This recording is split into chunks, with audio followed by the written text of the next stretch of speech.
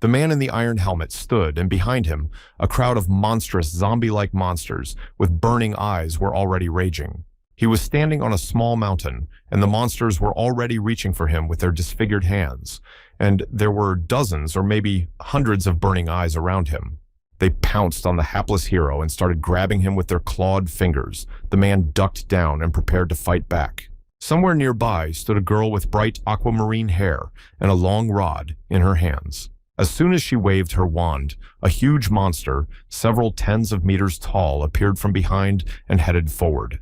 The eyes of this monster, also burned with red fire in its mouth, had many sharp teeth. The monster roared.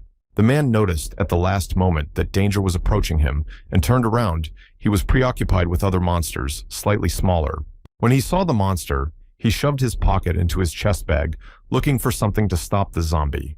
A second later, a grenade flew into the huge monster, and there was a loud explosion that threw the monster aside. Within a few leaps, the warrior had approached the monster and was already holding a long sword, ready to finish the battle. In the next instant, he stabbed his sword right into the monster and struck the hammer on top of it. Everything around it vibrated, and soon the monster's body shattered into small pieces. The man opened his arms, not even paying attention to the explosion. The girl looked at him with a surprised look and got down on one knee, seemingly for the sake of victory. This man is willing to do anything. The man stepped closer to her and looked down from above. The girl was really impressed he had gotten this far. When he said it was because it was a terrible specialty, the girl raised an eyebrow in surprise. She asked, "So why did the man choose her?" He said it was all for fun, which shocked the girl. It's all about people rooting for the underdog, because when the weak beat the strong, that's when you start to feel the excitement.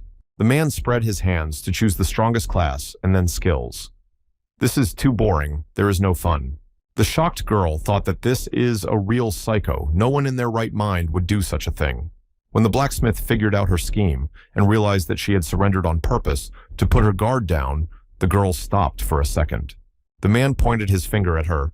The necromancer's curse is unique because she needs to use hand seals. The girl wanted to say something else or stop the madman, but the warrior had already brought his hammer over her head to end the battle. The unfortunate sorceress had already accepted her end and covered herself with her arms at the last moment to protect herself somehow. Suddenly something changed. The girl was surprised to notice that she remained alive. Despite the great danger, the blacksmith stopped. The sorceress still couldn't believe her happiness. Why didn't this madman destroy her? How to understand it? She looked at her health stats, and there wasn't much health left. Just a small blow would be enough to end her life forever. The blacksmith looked at her with a surprised look through her mask and couldn't figure out anything about why her skill had increased. Something began to happen, and the man froze in his seat, holding his hammer in his hands and unable to understand anything. Meanwhile, the sorceress seized the moment and began to build up energy. Her eyes lit up. It was the final blow. Around the guy appeared magical seals that were approaching him with incredible speed and were ready to flatten him. At the last moment, the player realized that it's over. This thing will destroy him, and all his efforts will go down the drain. When the game was over, the stands exploded with applause. They did not expect such an extravaganza. A loud voice announced to the winner of the championship Necromancer Guild leader, Ji Yong Li. The girl stood leaning on her rod and breathing heavily. She couldn't believe that she could win, her whole body trembling. Her opponent lay on the ground, with his back turned. This crazy blacksmith lives up to his name after all.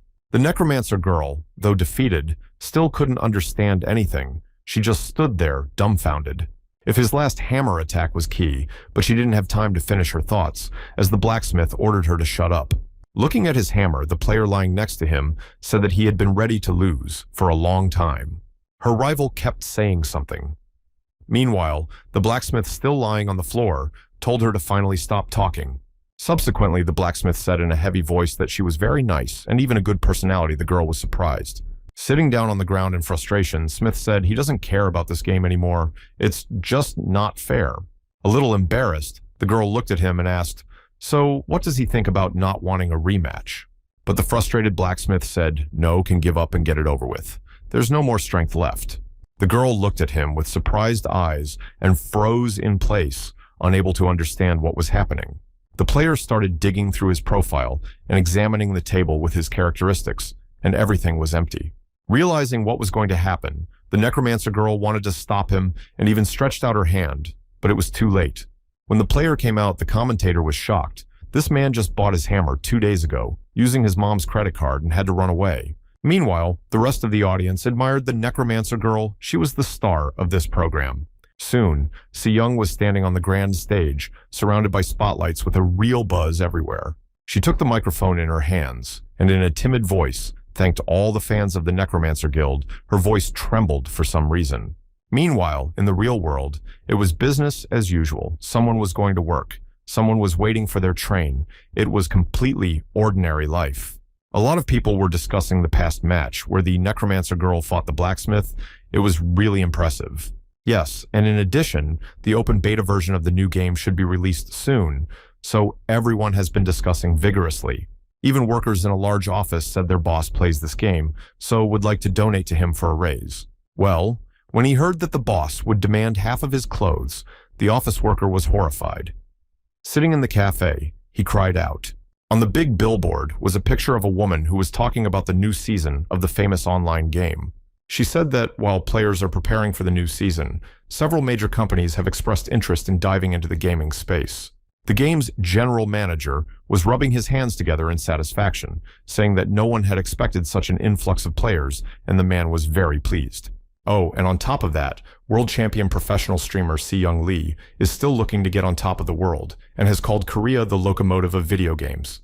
Meanwhile, our losing hero was looking at a post where he was selected as a scholarship student at a college.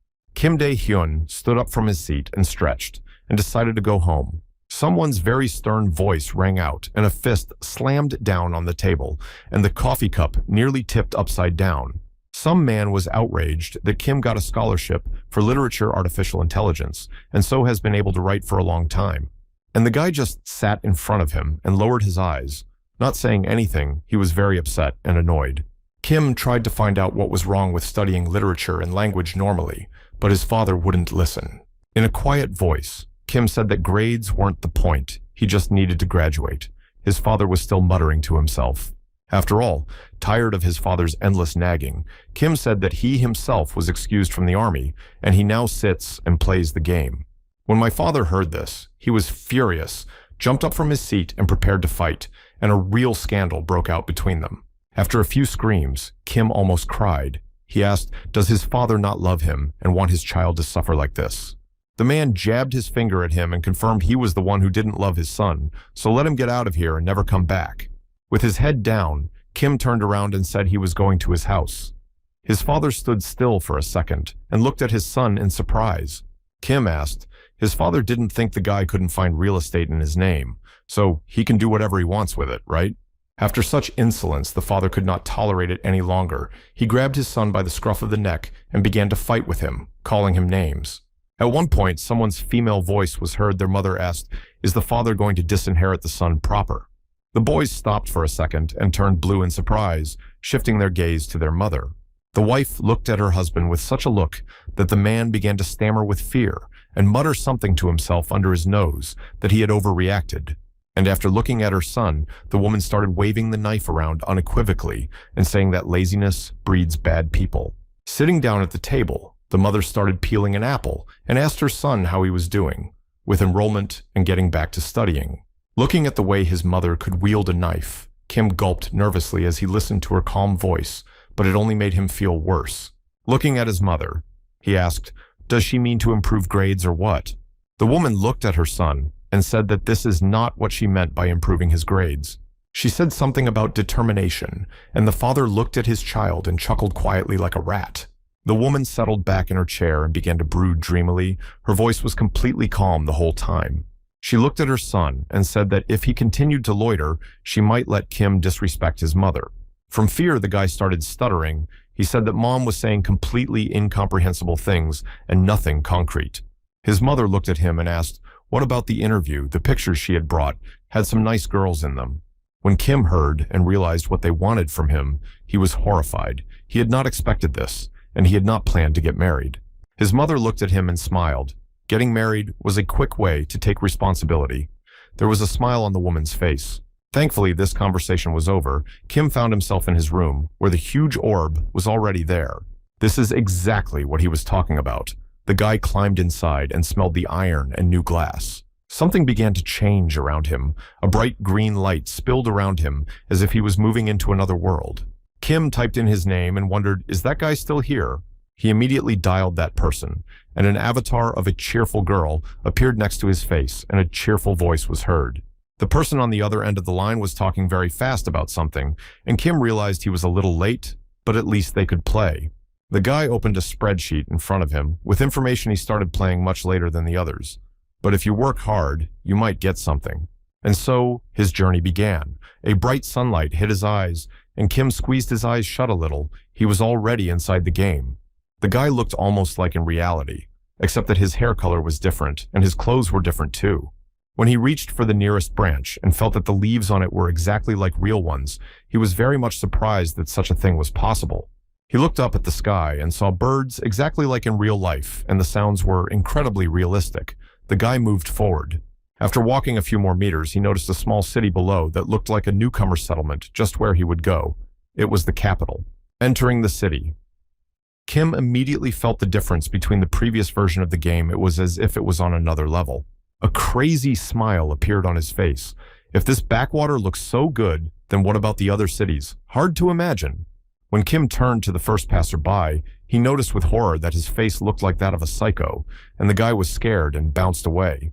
The farther the guy went into the city, the more he heard the voices of the players, some of whom had gotten here not quite legally, some of whom were crying. Kim turned back and saw another man laughing like a lunatic and swearing, seemingly shocked by the game. A smile appeared on Kim's face. In principle, he expected this from the new game, and here, in fact, funny. In front of him immediately popped up a window with a quest. To begin with, Kim needed to find August. The hunter in the quest meant that he was a friendly type. The guy pulled out his first weapon. It was a blade, quite shabby, first level, and very weak. Seeing that it was an unemployed man's blade, Kim was even a little offended by it. Seems to be a stumbling block in his favor.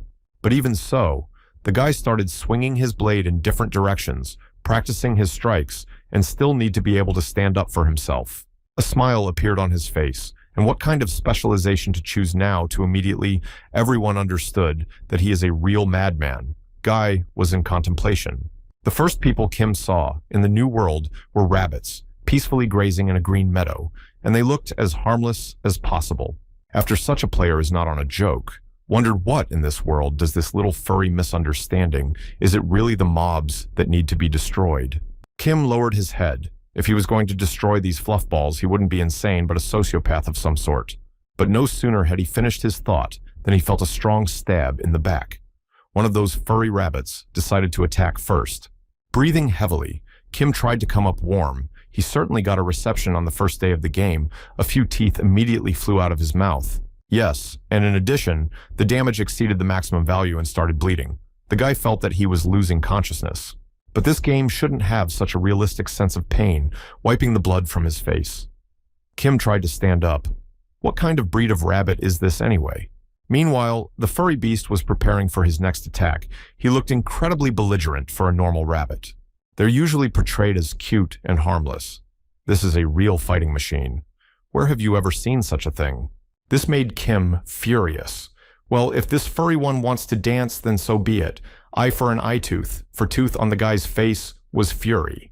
And it didn't matter if they called him a psychopath. He would destroy everyone in his path and rushed forward to that fluffy rabbit. Meanwhile, a Robin Hood-like man suffering from obesity was lighting a torch as the sun had already slipped below the horizon. The hunter lowered his head and saw a strange guy lying at his feet with a rabbit, breathing heavily. In general, Kim, who had not expected anything like this, was completely beaten how a rabbit can have such strength. It is unbelievable. Suddenly, an unknown person called him in front of his face, and two icons to accept and reject the call popped up. Lying on the ground, Kim started talking. The conversationalist didn't believe that the guy had gone to the jail's kingdom after all, but it was true. As soon as the guy clicked on the link, he immediately saw no explanation. Kim already thought he screwed up, everything was worse than it was. After the interlocutor said that blacksmithing would fall off in that case, Kim wondered a little why that was even a thing. The whole point is that every guild recruits blacksmiths, even if they have changed professions, so the popularity of this profession is growing. Thinking about it, Kim realized that it all seemed to be thanks to him last time. in which case he would immediately put an end to this profession. The interlocutor began to think, if Kim is still unemployed, then doesn't that mean he wasn't given starting stats? Kim finished that thought. The whole point is that when a person chooses a profession, their starting characteristics are adjusted to that role, and so far, nothing has happened. Obviously, the worst characteristic is luck in his head. Moments from the past of the passage when he was more blacksmith immediately began to surface. In this case, Kim decided that he would be unemployed. The guy rose to his feet. The interlocutor immediately did not believe his ears. But no, that's just the way it was. Despite all his interlocutor's objections, Kim firmly decided that he would be unemployed for the rest of the passage. Looking at the full moon rising, the boy said to himself that he would bet everything on luck, since he had decided to go this way. Meanwhile, another girl player was trying hard to fight the monster, but she was getting worse and worse, and fell to the ground. Several huge rabbits surrounded her and prepared to attack. Their eerie laughter could be heard everywhere. The faces of the rabbits were, to put it mildly, horrifying red eyes, and large teeth did not inspire confidence, yet seconds more will happen irreparable. But at the last moment, another player appeared and rushed to the attack. Defending his friend, waving his sword, he ordered the beasts to move away. Seeing another daredevil, the rabbits laughed. Did another player want to go to the other world? It's ridiculous. Turning to the girl, he asked if she was okay, and without waiting for an answer, said that he would deal with these monsters and let the girl run away. She looked at her sudden savior with frightened eyes and couldn't believe that help had come at the last moment. Looking at her, the guy clenched his teeth. Even if this world is unreal, then he can't just stand by and not help another person. Hearing that, the girl began to stammer that he was even saying that. Meanwhile, Kim sat somewhere behind and watched. He was ready to rip his tongue out with anticipation from the outside. It all looked like some kind of melodrama. The guy couldn't take his eyes off. Flirting in the game. It's crazy reality and virtuality. He watched it with incredible enthusiasm, eating meat. Kim shouted from the sidelines for them to work harder. He had killed 10 rabbits. He would have kept watching if there hadn't been a voice from the sidelines. Kim looked up and saw the hunter. The man looked at him and said that he had seen the player catching rabbits quite well. Squinting his eyes, the fat man introduced himself as the hunter Augustus and asked why I was looking for him in such a way. The man looked extremely suspicious, and then Kim opened his mouth, wondering why this NPC was the first to speak to him as possible. Also, his original quest was changed by a guy looking into why a skank like him hunts alone.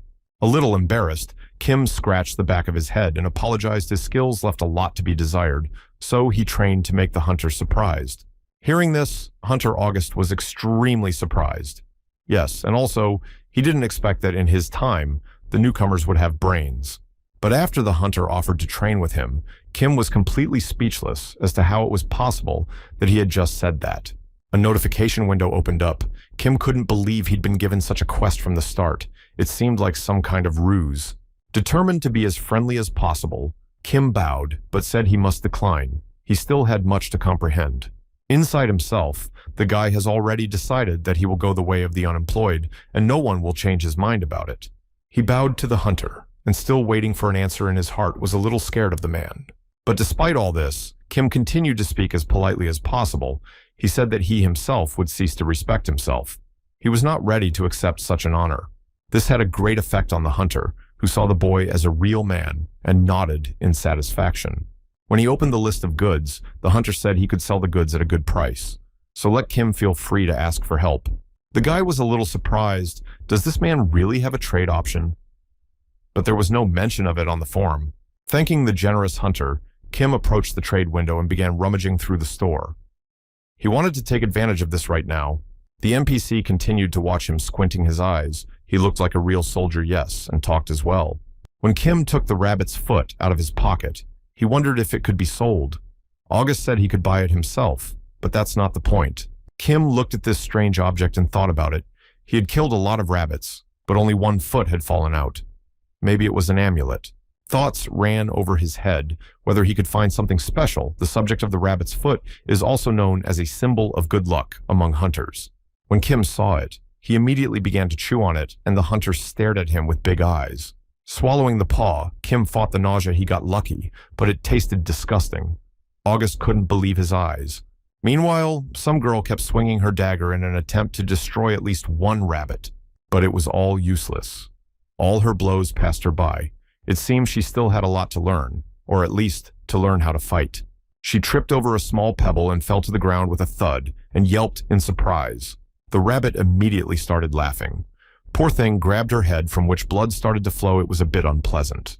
But worst of all, she was now surrounded by rabbits. They were already preparing to attack their defenseless victim. Watching all of this, Kim continued to chew on the rabbit's foot. Even when he cooked, it still tasted disgusting. Yeah, sure, the kid was the real deal. She was breathing hard and trying to get to her feet. Kim thought to look at the impressive skills. And here it is. The guy with blue hair was swinging her sword, but she couldn't hit the rabbit that was literally playing with it. Suddenly, the monsters tired of playing with this, and a small harmless rabbit made a scary face, then very scared nub. In the end, even Kim decided to intervene and called the rabbit a bunny, calling him a baton. It was time to end this masquerade. The stranger looked at the strange stranger and couldn't believe his eyes. Could it be that someone had decided to come to his rescue at a moment like this? Kim held the monster's paw with one hand and said, "It's all about size. Does this monster look that scary?" But as soon as Kim hesitated, a huge rabbit with great force hit him right in the jaw, knocking out several teeth. The girl was scared again. Rabbit looked at him with a surprised and annoyed look. Did another person want to get punched in the nose? Looking at him, Kim ordered the rabbit not to move. The guy's face was brimming with determination. One mistake could be the last, and a fight was about to break out between them now. The guy would show how strong he was. Pulling out his unemployed dagger, Kim made one quick and accurate strike. Right into the monster, the rabbit shrieked, but could do nothing. His body began to crumble into ashes. The newcomer looked at him with surprised eyes and couldn't believe his happiness. Theatrically wiping the sweat from his forehead, the guy said that it was a good duel, and the stranger looked at him with a surprised look. Calling him a juvenile, Kim ordered her to get up. The boy was acting like a master player, even though he had recently been a nub, and the stranger was surprised. Seeing an opportunity to assert herself, Kim began to tell her that these rabbits are pretty annoying, but that if you close your eyes, you'll get stabbed in the back. As Kim approached, he asked why he was fighting with his eyes closed. The guy replied that rabbits are just really scary when they attack. For a second, there was silence between them. Kim couldn't believe it was true that he was mumbling about scary rabbits. Kim looked at him and said it would only get worse if this guy acted like this, and asked him his name. The guy with blue hair looked at his savior and said that his name was Yu Jinsu. His face was extremely shy. Kim still couldn't figure out how this weakling was going to level up, but Jinsu said that in a group with others, it's pretty easy. In response to a question about where the group had gone, the unfortunate one shrugged his eyes and said that he had been kicked out because of his weakness. Looking at him with pity, Kim said he was lucky. Jinsu raised an eyebrow in surprise and let his eyes widen at what was the matter. Laughing, Kim said this guy is pretty cute. Usually he looks down on these guys, but not this time, so maybe he'll make an exception. Pointing his finger at the hapless newcomer, Kim said he would pump him up to level 10, and then he could get to the next town. That's how their adventures began. Usually, Kim entered the fight and fought himself, while the newcomer hid behind his back. Getting ready to attack Kim, said to concentrate, Jinsu should take the first hit, and then bounce to the side and finish them both off. And now the newcomer made his first lunge, but it turned out to be very awkward and inept. Dagger jumped out of his hands and flew. He flew a few meters and stabbed into Kim's back. The guy didn't expect anything like that and didn't even have time to yelp in surprise. Turning his head, Kim looked at his associate with a very eloquent look. The unfortunate Jinsu was horrified and said nothing. The dagger flew straight into Rabbit's head and struck him dead. The monster didn't even have time to do anything. In the end, it all worked out. Except Kim got a couple of really good punches in, and now he had a bump on his head Jinsu couldn't believe. But that's not the way to do it. Absorbing damage and healing yourself takes up too much energy, and something has to be worked out.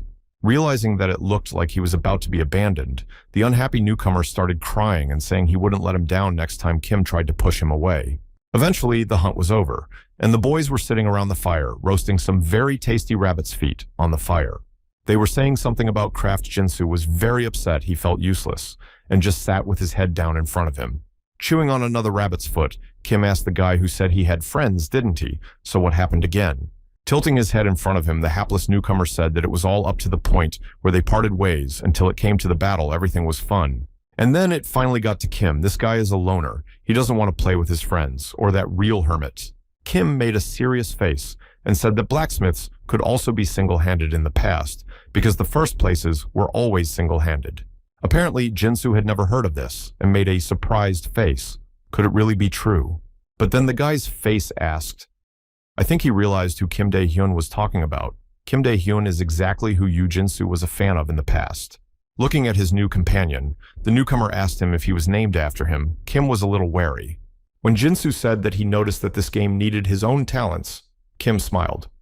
Finally, he was starting to understand. Here you could be anything you wanted to be, a mage, an archer, and so on. It all depended on your inner abilities. Kim said that this location is suitable for people with strong physical training. Archers are quite suitable. Jinsu smiled. He seemed to like it. Augustus, meanwhile, was quite puzzled. He looked at his ward with a serious look from under his broad hat. Kim stood in front of him and said that the newcomer really enjoyed it and asked to borrow his bow for it. After hearing such a conversation, Jinsu was horrified at how one could speak so rudely to this man. He was like a living Kim, looked at him in surprise. The newcomer squinted his eyes and said that this man was terribly picky. Even if you bowed in front of him or something, he would still be mean. But suddenly, the newcomer's face changed. He remembered how unsuccessfully he tried to talk to this NPC, but everything was honest. When the newcomer saw how his mentor and that grumpy gnome had agreed among themselves, he couldn't believe his eyes. August laughed and started muttering something to himself. Finally, this man needed a bow, and it seemed that the hunter was extremely pleased. The next second, his face changed beyond recognition, his eyes glistening with joy, but Kim interrupted his joy immediately. Eventually, with a normal level 1 bow and a quiver of arrows in his hands, Jinsu had the newcomer examine it. Finally, they said goodbye to the hunter, and Jinsu bowed to the grumpy old man, who waved his hand and wiped his nose with his handkerchief. Turning to his partner, Kim said that speaking of which they were going to work for the archers, would he like to try? Looking at his companion, the newly minted hunter hesitated a bit. Of course.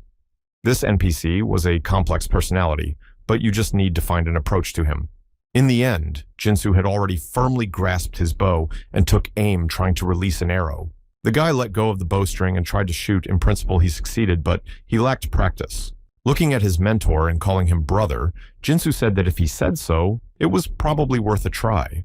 Kim looked at him with a smile. Let him do as he pleases, but it was necessary to give him a little push to get started. A few arrows stuck out in the target, hitting right on the dot. It seems this newcomer had a pretty good talent for archery. I'm impressed. How is that even possible? This kid can barely stand on his feet, but he shoots like a real hunter. He looked at Jinsu's marksmanship. Is 100% Jinsu was happy to shoot. Here was even easier than in life. He was getting better. Kim decided that he was done with training and went in search of new orders at the local tavern. There must be work for people like them. Seeing the surprise on his friend's face, Kim said that you could destroy all those rabbits, but wouldn't it be better to look for quests? The enthusiastic newcomer moved with his partner, who had become like an older brother in the meantime. The hunter. August's face was very eloquent. He said that a pack of wolves had been spotted nearby, so that was their job. Let them deal with it. Kim had an uneasy feeling that the old hunter was up to something, and he tried to see something unusual in his face. Seeing that the reward for this quest was unknown, the archer wondered what kind of quest this was, with an obscure reward, looked extremely dubious. While the newcomer was figuring out the quest, Kim wondered if he would get close to this man. Can you consider yourself a promoter? Eventually, they found themselves in a local town with the same players everywhere. The first thing they had to do was to raise their level to at least 10th. And so their hunt began. The rabbits were immediately targeted. Kim was slaughtering them like a beast, trying to avenge his past humiliation. Something was wrong. The guy felt literally in the back of his head that someone was approaching him, and the rabbit had already prepared its powerful blow. But by doing a special combo, Guy effortlessly threw the monster straight up in the air. Now that's the way to do it. That's all well and good, but if Kim destroys everyone in one hit, his partner won't get any experience, so it's worth stopping a bit. Jinsu decided to destroy the rest of the rabbits, and had already drawn the bowstring for another shot. Guy aimed well. Rabbit turned his red eye, and at the last moment, saw the sharp tip of the arrow flying at him. Eventually, the arrow reached its target and felled the rabbit with one hit. It was a headshot. The rest of the monsters were very scared. Jinsu and even Kim were very surprised at such marksmanship, as one could fell a monster with a single blow. It was really impressive. The newcomer asked why Kim was staring at him with a surprised look, but the player felt as if it was to help him. His marksmanship was really good. Archer looked away embarrassed, and Kim kept thinking maybe this man was some kind of falcon eye in real life. On the other hand, it was even better Kim gave him a friendly slap on the back and praised Jinsu, startled, and bounced off to the side. Seeing the embarrassment on the face of his friend, Kim immediately began to tease him, probably decided to show off because he noticed a fan. Ignoring all of his comrade's indignation, Kim started acting like a woman and trying to flirt with his comrade. None of this seemed to interest Jinsu, and he just stared at his strange companion, trying to contain his laughter. Finally, night fell. A huge wolf looked at the surroundings and howled long. Jinsu heard this howl and almost jumped up and down in his seat. Kim saw it and asked what was wrong. Everything was fine. Even if you go to the other world, just hit respawn and that's it. Kim smiled. He didn't feel any danger. But not even a couple of seconds later, a huge predator jumped out of the darkness and pounced right on the player, knocking him to the ground. Thank God, Kimi had time to put his dagger out, and the wolf grabbed the blade, and there was a cracking sound. Slowly, Jinsu began to shower the wolf with a hail of arrows. To somehow protect his comrade from danger, a whistle hung in the air. The arrows hit the target accurately. The guy even got the skill of skillful shooting. Kim, meanwhile, continued to fight. He finally took advantage of the moment and punched the wolf right in the jaw. A squeal was heard and the monster fell to the ground. After the end, the archer still couldn't believe that the monster wasn't breathing anymore, and it seemed that the huge wolf was about to rise. Meanwhile, Kim was thinking about something else. The wolf had lurked and attacked from behind, which meant they had a stealth effect, and that could be a serious problem. Remembering his assignment, Kim was horrified that they had to destroy almost 20 of them, and the image of the annoying old hunter came to mind. After a second, his thoughts were interrupted by the long howl of a wolf. His friends shuddered with fear. Jinsu began to tremble with fear. Did the wolves smell them? But Kim was calm. He said that wolves can't come in packs, so there was nothing to worry about. They're not that smart. At that level, it's just that one of them heard the sounds of fighting and fell behind. But it was not to be. If the darkness began to show silhouettes of wolves, there were several of them. Burning eyes did not inspire anything good. There was a pack of them. As soon as Jinsu saw them, he immediately started to turn his head, and it turned out that Kim had already started to run away, forgetting about his comrade. The boy ran with all his legs trying to save his life. He didn't realize these wolves would smell them so fast. Suddenly, Jinsu ran past him even faster. Kim didn't think this guy could run so fast. After thinking about it, the player realized that the whole point is that he did not invest his points in dexterity, that's all. After running a few more meters, at some point, Kim felt that there was no solid ground under his feet, and he was flying somewhere very deep. He finally landed on something hard, and Jinsu was already sitting next to him and didn't realize what had happened. This hole was like the entrance to a dungeon. When the archer heard about the dungeon, he got worried because it's a place where all sorts of random monsters appear, and it's quite dangerous. Kim argued that it was their opportunity, but Jinsu was not happy about it. They could go to the other side. Besides, they hadn't even prepared for such a dangerous journey, and Kim was already raring to go. He was too careless in his conclusions. Eventually, the two were still forced to move forward. They came to some wide space. It was obvious from the archer's face that he was scared. Kim said that goblins were likely to show up here. Jinsu was more scared. How he knew. After walking a few meters, Kim pointed with his hand to a sign that said, "Danger here, live goblins." The guy smiled. A small snake with purple eyes fell out of the skull on the plaque and began to stare at the uninvited guests. And besides, it would be a good idea to watch your step, because this is an unfamiliar place. As soon as Kim said that, Jinsu immediately tripped and stepped on something. The unhappy archer's face changed immediately. He looked guiltily at his comrade and yelped.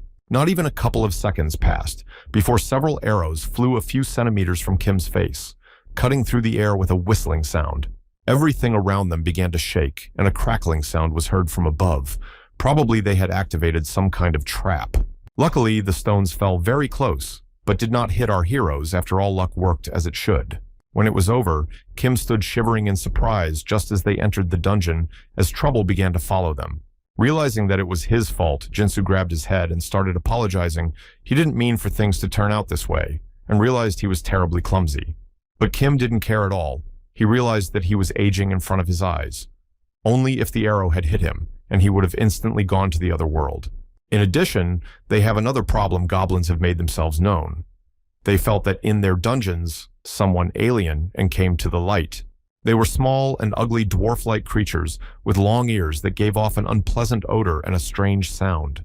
As soon as the archer saw the monsters, immediately drew the bowstring and asked who he should shoot at. First, Kim ordered to calm down, finally. On the one hand, if you stay calm, you can just walk away. Kim had goosebumps running down his back. But no, this tactic did not work.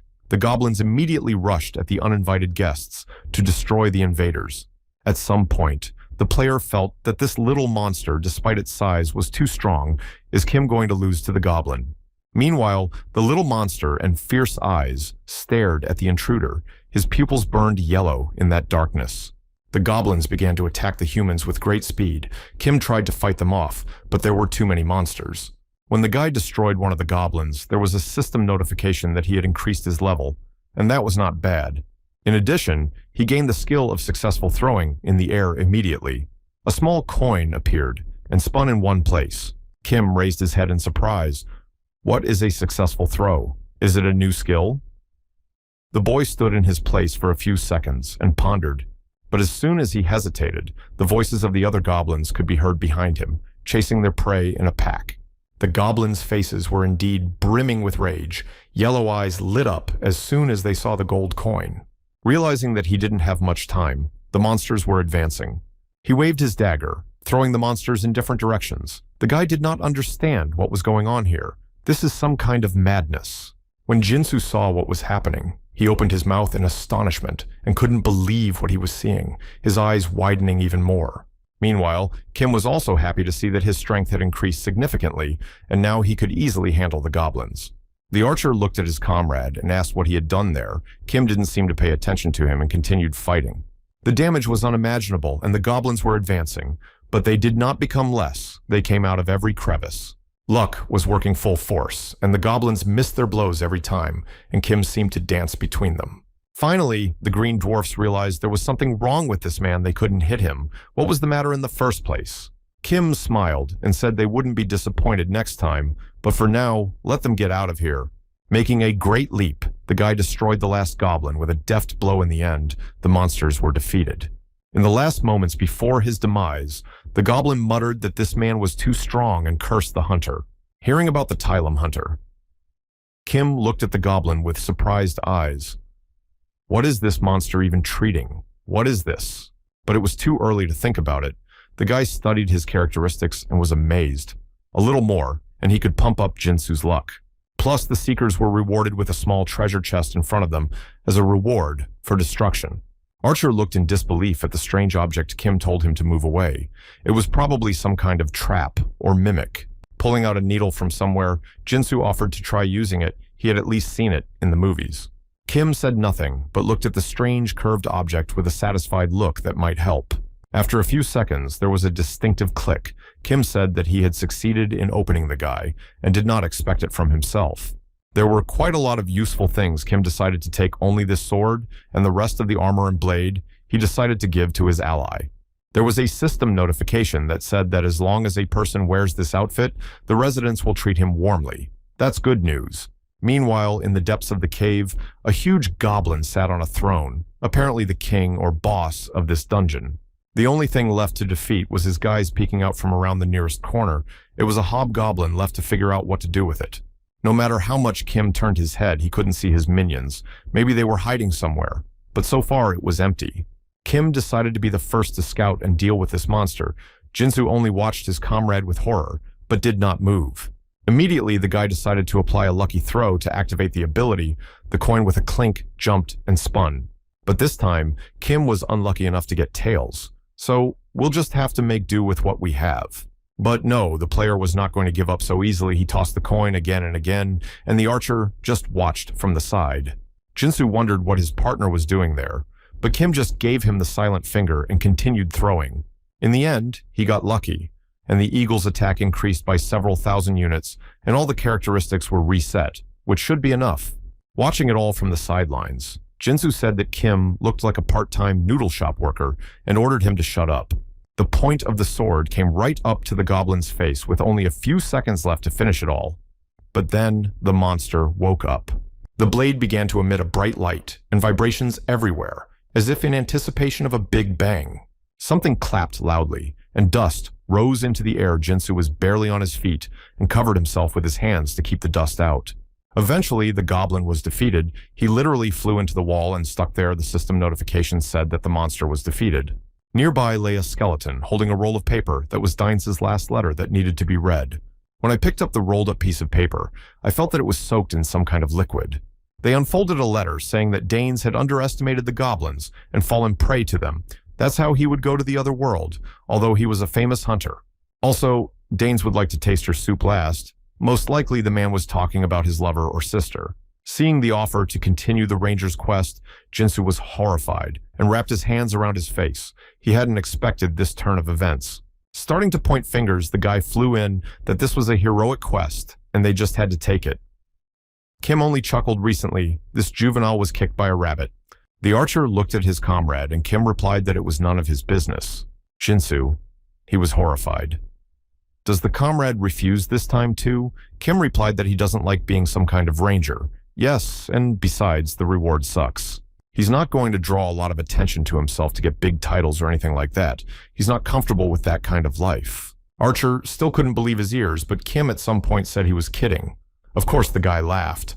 He smiled and said that it's just a game to chase after some standards that should be left to reality in a game. After all, it should be fun.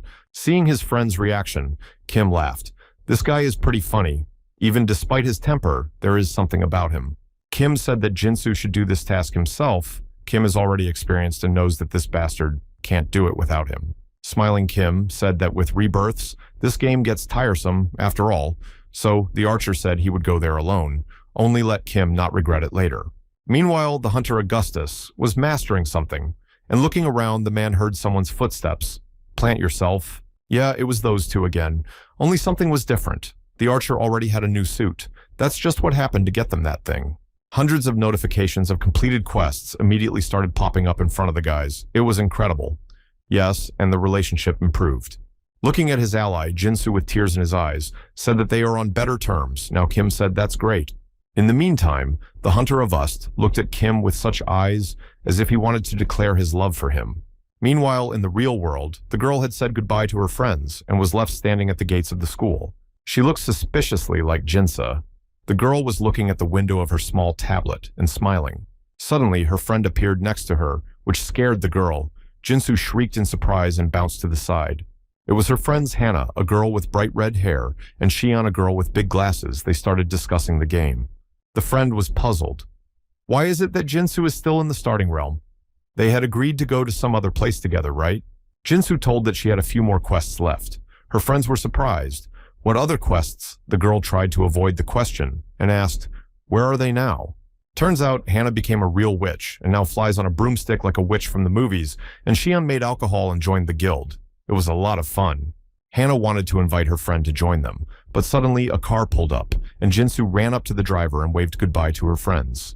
The girls stood and wondered what was wrong with their friend. Why she didn't want to play with them together looked quite strange from the outside. Just a little while ago, Jinsu Yu looked very glum about the choice of kingdom, now shines with joy, wondering why that would be. Meanwhile, some indistinct silhouette was running down the deserted road, seemingly someone engaged in a morning jog away from everyone. The man was breathing hard and trying to keep a rhythm, wearing a light shirt and his face hidden by the brim of his cap. Following this, the man approached the sports ground and began to do quick pull-ups. He was trying to maintain his physical fitness. After that, he started pumping his abs everywhere. Only his heavy sighs were heard throughout the whole time. The man did not utter a single word. After doing 100 push-ups, the man got to his feet and sighed heavily.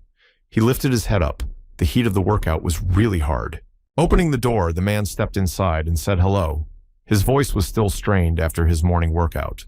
He was met by a friendly woman who was busy in the kitchen. She said she hadn't seen the guy for a long time and apologized and laughed. In the end, the woman placed a plate of flavorful soup in which fish, meat, and vegetables were floating in front of the athlete. The smell spread throughout the cafe. After thanking the woman for the delicious food, the man sat down and began to chew intensely. The sounds of news could be heard everywhere. On a news program, the anchor invited someone who was supposed to warn everyone about the danger from the landowners and their abuse of power. The woman took her mind off cooking and started sighing. What terrible news if you've got a landlord like that. It's all gone. The sportsman wondered if the woman had also gotten the same landlord, but no, so far everything was fine, but he also had a son. Hearing that this man could also close this restaurant to treat his boy, the man said that he would not let that happen. The woman looked at the visitors in surprise and asked how he knew that and why he was so sure of it. Picking up a piece of meat with chopsticks, the visitors said he went to school with this man and he has a good character, so there is nothing to worry about. When she heard that this man was going to go to a Korean university, she was surprised to hear that it was the most prestigious institution. However, the man said there was nothing to worry about anyway. His father started out as a simple construction worker before starting his own business. The athlete recalled the very shows where parents are concerned about the welfare of their own children and make them study day and night. That's what it's all about. The man noisily sucked in the rest of the soup and said that such concern for his son seemed a bit excessive. After paying the waitress, the man thanked her for the delicious food and said it was nice to see a woman coping with her problems. The owner of the place said that it would be good if her daughter was like that person. Meanwhile, Hyun Young was in the kitchen. It turned out that she was very keen on cooking and gave it all of herself, even refused to go outdoors, constantly languishing in the kitchen. Looking at the owner of the cafe, man thought, well, in this case, it is better not to hurry. Woman asked, what are his hobbies? Already out of the institution, the athlete said that he is a gamer. Woman, with interest, asked what he plays. The man looked at the notification on his tablet. There was news from the game. He was sitting on an online fantasy forum and read the latest news. As he thought there is a constant bustle going on there, who knew his first property would turn out to be so expensive and raise a fuss. Meanwhile, Kim decided to report the lost hunter to the unfortunate man's wife, saying that her husband had been destroyed by a goblin and he was sorry. Sophia, a girl with long yellow hair, almost cried, but she was glad that these people were able to avenge her husband, and he now rests in peace. The girl wanted to pay off the hunters by offering them a good reward, but Kim put his hand forward and said that he was not here for money. He raised his hand up and asked Sophia to teach him how to cook. Such eagerness seemed surprising to the girl, and she could not even believe it at once. And so their training began. Kim tried hard to absorb the knowledge this girl cooked for all the hunters in the city, and it was necessary to get her recipe. After some time working as a waiter at a local diner, Sophie's recipe was learned after all. So, goal achieved. Soon, Kim was cooking like a master chef, and everyone else marveled at the skill of this strange newcomer who had mastered cooking incredibly quickly. People couldn't believe the soup was as delicious as Sophia's own. They just couldn't tear themselves away from the food. Now that was great. Kim rejoiced with his level of luck. He could just quit his job and no one would even notice, right? Rabbits are everywhere with their paws and his cooking skills. He will be able to level up indefinitely. People have already started asking for help. So far, everything was going according to plan. Guy was washing dishes and looking at his stats. Soon he might significantly increase his luck even to 1,000. After that, he went to a famous blacksmith. However, the man was impenetrable. He did not even want to see anyone, much less an apprentice. Some unfortunate player tried to coax a single quest out of him, but the old man was adamant. He looked at the boy like he was trash. As he got closer to Kim, he was surprised to see what was going on here and who this guy was. As soon as the blacksmith noticed Kim on the sidelines, he immediately turned his gaze to him. The guy was even a little scared, so quickly noticed him. But the guy was even more surprised when the blacksmith recognized him, calling him a famous assistant, and asked what he was doing here. And the next big surprise was the incredible cordiality of this old man. He immediately invited Kim to his house for tea and asked if he needed anything. The very unhappy guy trying to get the quest could not understand who this kid is and why the blacksmith treats him like that. The blacksmith, in spite of his grumpiness, took the apprentice without any questions. The hammer was hitting the anvil methodically. Someone was hard at work forging a new weapon, and there was a smell of burning everywhere. Kim worked tirelessly. The boy, day and night, mastered the blacksmith's work. Old teacher sat beside him and watched every action. Seeing the boy's diligence, the man took another drag from his pipe and asked if he wanted to work for him. A little embarrassed, Kim apologized and said that he only needed the knowledge of the great blacksmith to continue, that he wasn't going to. The old man was even a little embarrassed. It was a shame this guy had talent. The man wasn't even sure if he would ever meet someone like this again. If Kim really doesn't want to become a blacksmith, the old man has nothing more to teach him. The boy was surprised and looked at him. The old blacksmith handed his apprentice a small chest and told him to accept this as a token of the completion of his apprenticeship. Kim, who had not expected anything like that, looked at his teacher in surprise that he really wanted to give him something so intimate. At this time, in another part of the city, another man was in his house. A man with red hair stood near the window and thought. His face was extremely puzzled. He was looking at the notification plate and frowning more and more with each passing second. Seeing the unusual weapon, the man did not understand how it was possible to create something like this with so many properties, who even this master. He turned away and continued his musings as suddenly the door swung open and another man appeared on the threshold, breathing heavily. When the man couldn't stay on his feet, he immediately fell down, attracting the red-haired man's attention to what had happened in the first place. Tears glistened in the unfortunate man's eyes. Apparently, he had failed once again. This was the same man who had asked the blacksmith to take him on as an apprentice. In the end, the player said that he still could not get hold of the Sword of Cold Tears, no matter how hard he tried. It was all useless. Hearing his story, the red-haired man called his comrade a redneck and laughed. It sounded like utter nonsense. But when the man heard that even the orc skull crusher didn't help, he stopped for a second. It sounded like utter nonsense. It was, after all, a heroic class weapon. The most elite warriors in this game just dreamed of getting something like that at their disposal, and it was useless. The man was furious.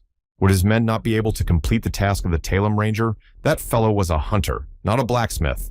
While Kim, along with his teachers, were trying to lift the axe, that man continued to spy how this youngster with such stats was able to do such a thing. And besides, that hunter August was always hanging around him, not a step away from his ward, which hindered him a lot. Doing the hunter's quest, you need to destroy a dozen rabbits, and then you will be forgiven. But because of this, Hunter, all the rabbits disappeared. Phil looked at his comrade and asked the blacksmith if he had said he would help him temper his sword, but the failed spy began to whimper again. That man said he needed to upgrade his blacksmithing, and to do that, he'd need that sword, so you'd better take a look at it. The man began to whimper. He pulled out his weapon. The blade of the blade was red as blood. He begged for it to be repaired. But when he heard that there was nothing to be done, he cried with renewed vigor. But the unfortunate man was surprised. When Phil asked him to bring this young man into their guild, the loser's eyes widened even more. Pointing his blade at his comrade, Phil looked at him with a fierce gaze. The weapon's characteristics increased several times. Still unable to believe it, Phil was amazed. Could the man who created something like this be a novice? It sounded like nonsense. Seeing the dagger right next to his face, the unfortunate assistant was horrified. He looked at his comrade with a surprised look and held his breath. But it turned out that in this game, a beginner who created such a sword could be a heroic level blacksmith, first in the world between them. A silence hung between them. Having completed his apprenticeship with the old blacksmith, Kim went out of his further to conquer the vast expanses of this game. The faithful hunter stood beside him and, seeing the confusion on the boy's face, asked him, "What's the matter? Is something wrong?" The thing is that the rabbits did not appear anymore, and it puzzled Kim. The hunter asked what would happen if he could get more of their paws. A short time later, they were at Augustus's shack. The hunter rattled open the heavy oak doors and stepped inside. What Kim saw inside shocked him. There were hundreds of rabbits' feet, and he was literally stunned. He wanted them all. The player had already begun to absorb the luck, as suddenly heard a familiar voice. Jinsu ran towards him, waving his arms. The girl stopped in front of Kim and started breathing heavily and said that he hadn't added her as a friend. Kim was surprised. The archer nodded her head. Her eyes lit up. She begged to be added as a friend by all means. She looked like she was some kind of obsessed person. Kim was even a little scared, but still agreed. Since she wanted it so much, the guy felt a little uncomfortable. Seeing the look on his face, the archer almost cried. That he didn't want to be friends with her, how didn't know what to answer. When he saw her pitying look, he had to agree, but he couldn't look at those feline eyes anymore. In the game, Jinsu looked like a guy but acted like a girl, which put Kim on edge. That doesn't mean he's a boy dude. It turned out that Jinsu wasn't Kim's first friend. Of course, the guy had lied. He didn't have any friends here yet. When Jinsu heard that, he was ready to cry, so he wasn't Kim's first. In response, Kim tried to justify himself, but he was talking about real life.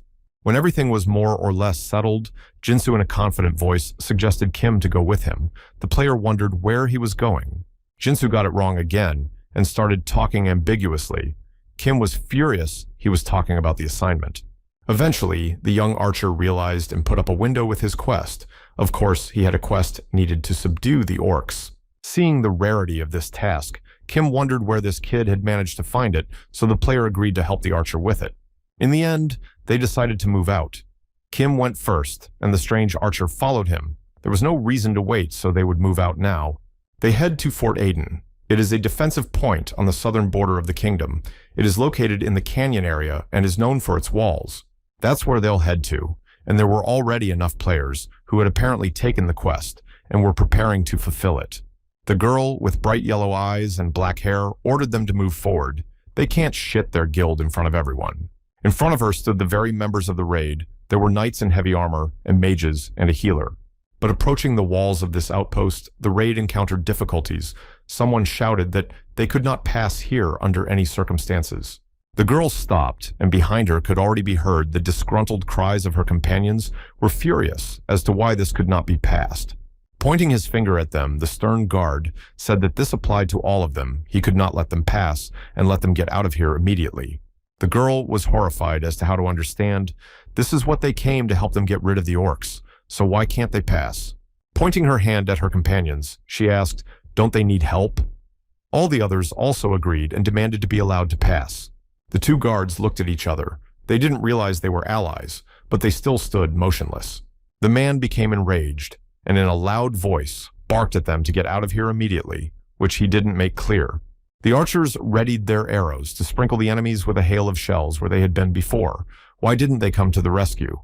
Everyone else stopped and looked at the belligerent guards in horror, not wanting to get into trouble with such a powerful kingdom. Suddenly, the guard turned his attention to some two people standing behind him and told the others to disperse. Everyone else turned around.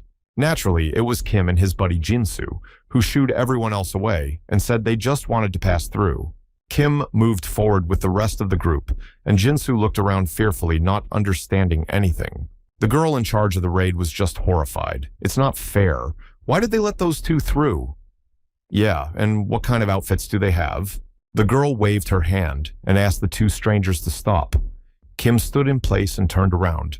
Eventually they passed, but Jinsu was very displeased. He just looked at his comrade with a formidable look. Archer still didn't understand why his comrade helped these players all, because the guild commander is beautiful, so Kim didn't understand anything. Trying to forge his armor, Kim said that even if Jinsu is a hero, they will never be able to do this task alone, so some help wouldn't hurt. Jinsu sat in the opposite side and just stared at his comrade with a disgruntled look the guy was very displeased with. Of course, although these people are no different, but they have a clear plan is worth learning their strategy and coherence. To further not have problems, two birds with one stone. Suddenly the doors opened and the same girl, the squad leader, appeared on the doorstep. She said she didn't seem to have time to thank her assistant. The girl's name was Ha Young, a priestess of the goddess Demir from the realm of Arens. They were able to pass. Only because of this person did the woman smile and thanked. And besides, because Kim had repaired their equipment, they would definitely repay. Jinsu continued to stare at the strange stranger with a stern look. Ha Young looked at her savior and said that they had also received the centurion's assignment and were going out on patrol. Hearing that they would be going along with them, Jinsu frowned even harder at the prospect of walking with some strange strangers. As soon as they went out on patrol, then they met up with one of the members of this squad. It was a knight. The man was very much surprised. Kim explained that they just wanted to help them on patrol. The man hadn't quite expected such eagerness, but was still a little relieved. Suddenly in front of Kim appeared a sign with some kind of notice. The guy did not immediately realize what happened, needed to exterminate a tribe of orcs. In addition, it was a rare quest. The player did not expect this at all and swore out loud. Everything turned out not at all as he had planned. His eyes expressed genuine surprise at the fact that it was impossible to exterminate all the orcs just like that, but it sounded slightly unrealistic. However, the guard didn't seem to have any doubts at all. Putting his hand on Kim's shoulder, he said that he believed in him. The player was horrified. He hadn't even agreed yet. But there was nothing to do. The extermination of the orcs began the next morning. They fought hard to destroy the mutants. Ha Young was happy that they would deal with these monsters and move on, and the rest of the squad was in high spirits. The two fighters looked at each other. The Jal's kingdoms were a little strange. Why would they want orc heads, but it was too late to think about it. Yes, and besides, how can they take the head of these monsters? They are not marked as ordinary loot system of this game certainly sucks. However, Jinsu had already gotten 3 heads. He collected them one by one, as if it was something he took for granted. The mage and assassin opened their eyes in amazement. Yes, how can they even be doing this? Who are these people anyway? The archer looked at Kim and asked if he was still worried about the secret mission, but Kim said that it didn't matter. As he continued to slay the orcs, the guy thought about how this was more of a call to battle, but they have to do it together. August sent them to hell. Ha Young looked at Kim with surprised eyes. She couldn't believe that the guy was single-handedly slaying those monsters. Kim turned to her. The girl asked to share this drop. They also need heads to fulfill the quest. She assured that the team will pay them back. Kim looked at her and said he could take as many heads as he wanted, but they didn't need them for the assignment, and Jinsu was furious. The extermination of the orcs continued, but the team did not notice how they were already being followed by someone standing on a rock and watching them. Suddenly, some indistinct silhouette soared into the air and swung the man around, attacking from the back before the others noticed. The first blow struck the unsuspecting assassin. The man yelped and fell to the ground. The stranger struck a precise and accurate blow. All the others were horrified by the sudden attack and cried out in surprise, but she couldn't help as she was far away. The stranger began to approach the sorcerer, and the unfortunate man crawled backward, trying to save his life, but it was useless. The strange man who dared to attack them like that openly smiled. -1, there were still a few more left. He would deal with them quickly. The stranger demanded to give him all the heads they had gotten, or he would destroy every last one of them, and it seems this man wasn't kidding. He pointed his axe straight at the hapless sorcerer who didn't know what to do. The man was terrified. The strange man made a grimace and said that if they didn't give him their heads, he would destroy the poor brat. The priestess was frozen in her seat and did not know what to do. Apparently, this man is quite experienced, since he was able to take down an experienced hunter with a single blow. Without waiting for an answer, the strange assailant asked what they were waiting for. They should give him their heads immediately, or they would all go to the other world together. Suddenly, someone's hand was on his shoulder. As soon as they familiarized turned around, he saw Kim, who was looking at him with a very eloquent look. As soon as Kim touched him, the strange man swung his axe. Thank God the player managed to bounce aside. The blow was really powerful. The stranger immediately launched an axe at him to deal with this strange kid once and for all. But to everyone's surprise, the axe just flew past with a whistling cut through the air. Kim didn't even move. The strange attacker couldn't believe how this man was able to dodge a targeted attack such as this is simply impossible. Who is he anyway? The next 2 blows, also passed by Kim, continued to stand his ground, as if enjoying his greatness. Assassin couldn't believe what he was seeing. Can he get in close to this man? Who the hell is he? He threw dozens of punches, one after another, but still couldn't hit them all. Flew past. Is this some kind of game bug or something like that? Eventually, Kim got bored and prepared his powerful attack in his hands. A beam of light shone. It was a successful strike. The stranger spotted the danger in time and applied his shield. He couldn't let some newbie with no skill be able to hit him. The steel resolve worked perfectly, but the blow went straight into the shield, and the shield shattered into small pieces in a second. Standing in his seat, Kim prepared his next strike. He knew he could defeat this man because of his incredible luck. In the end, it was over. The priestess and the knight stood nearby and could not believe what was happening. Did this strange guy defeat him? But the girl noticed something else very dangerous and shouted for Kim to be careful. A real fear appeared on the priestess's face. Kim turned back and saw that a huge beam of light like a fireball was coming at him, but the guy didn't move. There was an explosion.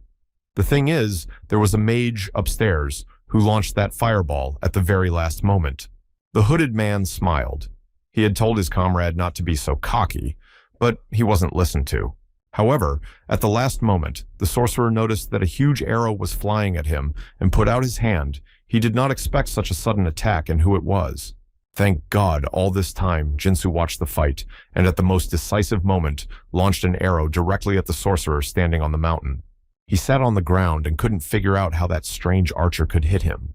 And besides, Kim is alive and well thanks to his inhuman luck. He just ducked at the last moment, that's all.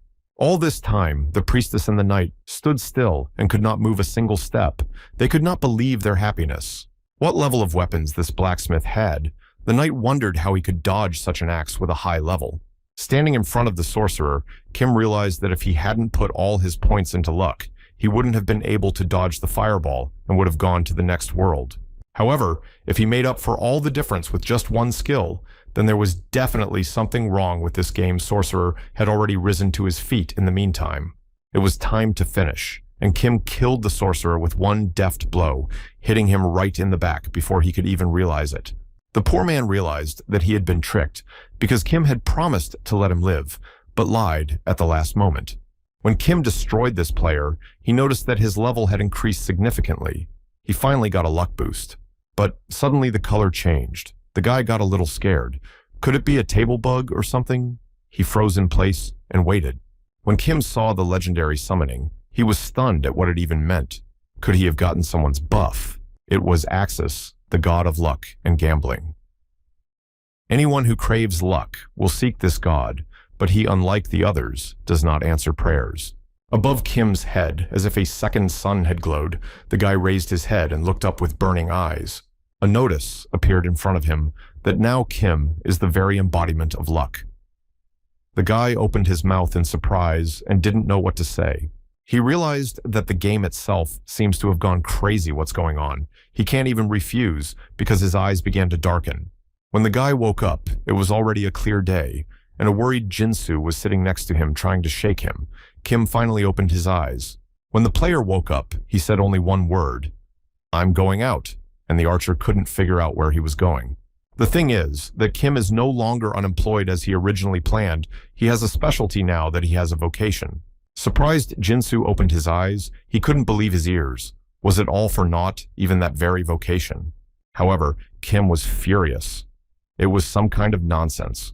Always people who are stronger than others, bathed in universal recognition, is not what he wanted. And besides, it's a game that allows you to become the strongest by using such a worthless trick like luck. Kim said that with such a class, Jinsu won't be lost. He said goodbye to his comrade without even letting him say a word and walked out of the game. Jinsu tried to stop him, but it was all to no avail. And now Kim was lying on his bed and breathing heavily. Looking up at the ceiling, he was completely shattered and crushed. His face even bristled with stubble all this time. He had been doing nothing but thinking. His plan that he had been hatching all this time had broken down.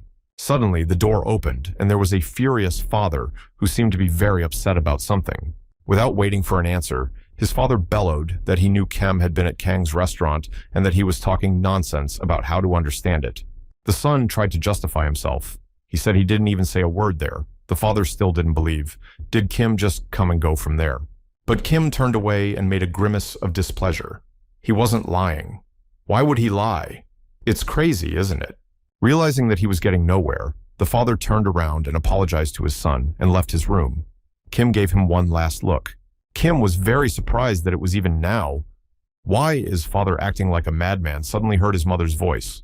With her artificial voice, the woman asked for permission to enter. Kim made a grimace. He didn't really feel like talking right now. Without waiting for permission, the woman came in and sat down next to him. Kim was now feeling extremely uncomfortable and averted his eyes. The woman decided to ask what her son had said about his games when she heard this. Kim averted his eyes even more and tried to smooth things over. Surprisingly, his mother didn't scold Kim. She learned it all from his father and said that it sounds impressive because it's hard to reach the top nowadays. The woman looked at Kim and said that there must be a reason why it was so interesting, and if it was his vocation, why not? After that, Kim was speechless at what her father had told her and tried to say that he just wanted to play, that's all. Standing up from her seat, the woman looked at him once more. Then, if they are just toys, let him keep track of the time he spends there. His mother looked at her son even more carefully and said that if he liked computer games so much, why not develop in this industry? Kim clapped his eyes. Making an even more serious face, the woman told her son to become a professional gamer or streamer, or let him go earn money by working. There was nothing to do, and Kim went to his room where the virtual sphere was already waiting for him. The conversation with his mother had not had a weak effect on him. The woman's words kept running through his mind that he should find a calling in this world, and if he proved himself, his mother would support him. But if he failed, his mother would blame him for the rest of his life, and the guy had no other option but to give his best effort. That's the problem. Even if he likes games, it all comes down to the fact that he has to make money and all that. The father suddenly entered the room and started mocking his child again. Even in games, his son can't find peace. Kim only looked at him, smiling. The father said that in the army was more comfortable society. Scary thing is, if the son starts streaming, they can drink beer together. It's only now that the guy realized that this man was using his mother to pressure him. This is way out of line. His father snapped his fingers and winked at him, saying that he wasn't going to stand on ceremony, so let Kim get to work right away. Okay, for the sake of his parents, the guy got into the capsule and started the virtual reality immersion. Meanwhile, Jinsu still couldn't leave himself alone. He had somehow become too fixated on his comrade. Kim appeared in front of him and started to apologize. Yes, he had a bit of a temper last time. Yes, and leaving him alone was a shame this time. In the end, the newcomer became furious. He would no longer be able to trust his elder, as he would be able to escape at any time. Trying to get out of the grip of the annoying newcomer, Kim said that someone important was waiting for him. Jinsu started to ask. Suddenly, they were distracted by someone's female voice. The two boys stopped and froze in their positions with their heads turned to the side. A rather beautiful woman with a lush figure stood in front of them and winked at the guys. She asked Kim, "Where are his manners?" The two friends froze in their place, and even Kim didn't realize who this even was or what he had to do. With a wink, the woman showed her tongue and moved the locks of hair out of her face. Finally, the archer realized it was a girl.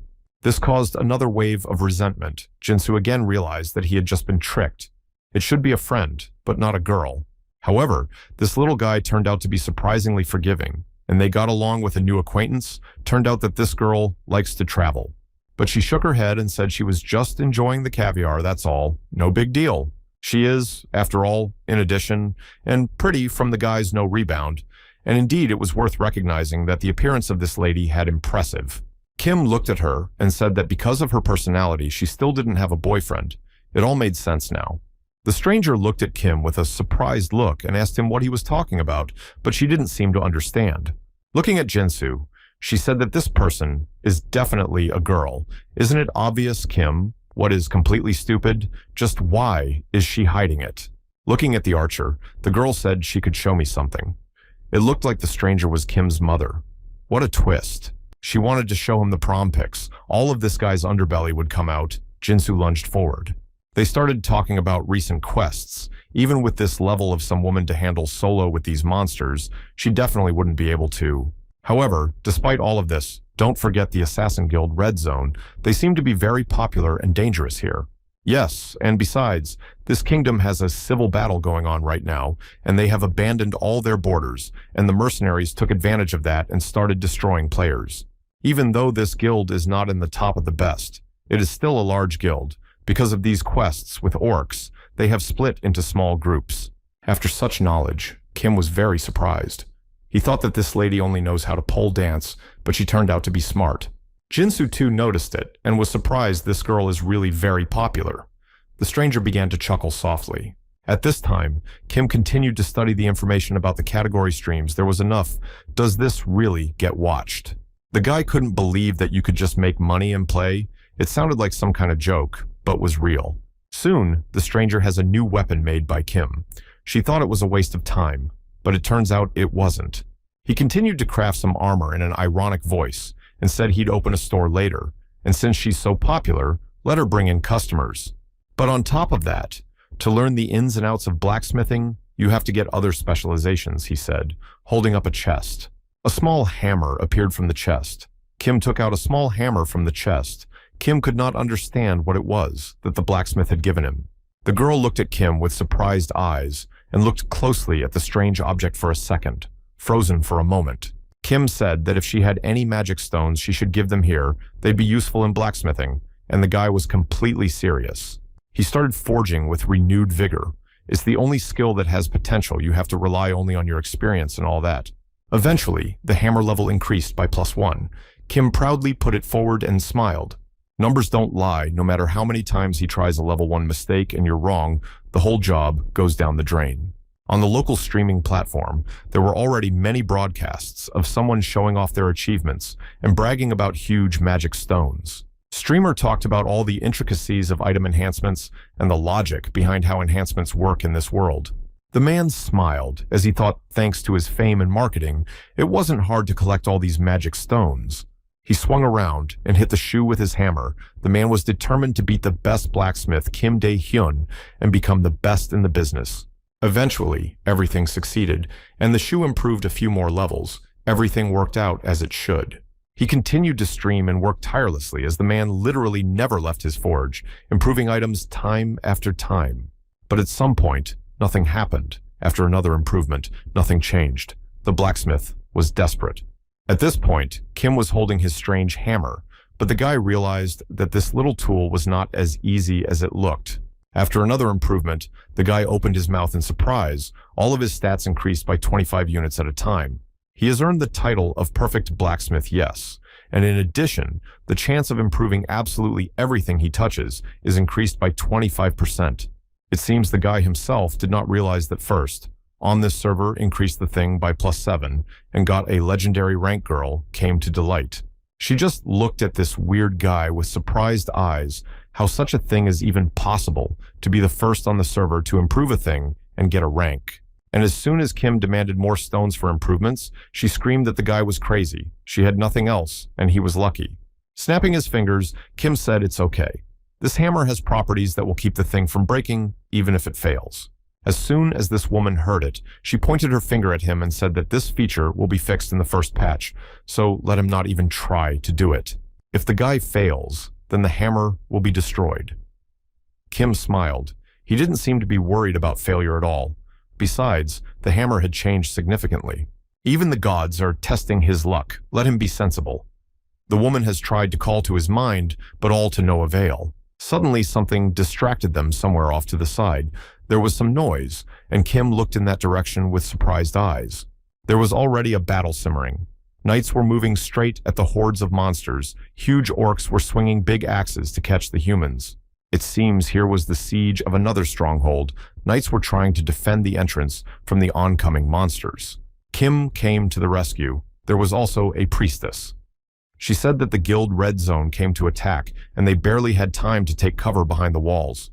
If you looked down, you could see that there was a battle raging. Orcs were fighting with humans everywhere. You could hear the clash of weapons. They were not sparing each other. Along with his friends, Kim stood and watched the woman with purple hair, said that this guild would be the first to succeed in completing the task. One of the warriors fought hard. He was dressed in the armor of a crusader from the Middle Ages and fought against huge monsters. Soon, a huge orc appeared in front of the rest of the fighters. It seems to be their king, a rather dangerous opponent, much stronger than all the others. The huge pig-like monster swung a large axe and prepared to strike his victims. His eyes were white with rage. On another mountain, there were two people standing there. One of them was wearing a hoodie, and the other had a luxuriant head of hair, which meant that this monster had appeared after all. The man with purple hair was named Kane. He asked if there would be any problems with the broadcast. The man in the hoodie shook his head. As expected, the monsters were much stronger than the humans, and came with even more force. It was chaos here. No one understood what was going on, and they started sprinkling arrows on them. The mage standing nearby began to use his fire spells to burn all the players to the ground, one by one. Meanwhile, Kane stood and watched all of this from afar. His reputation was falling because they were destroying other players, but he didn't seem to care much. Meanwhile, the Orc King saw another opponent and roared. He looked at the hated man with rage and rushed to attack. Seeing that the monster leader went to attack Kane, ordered to immediately use the spell. The warlock nearby nodded his head. Immediately, several sorcerers joined forces and began to use one powerful spell, and sparks began to erupt everywhere. As soon as the orc lifted his head up, he saw that a magical symbol had already formed in the sky, accumulating energy with each passing second.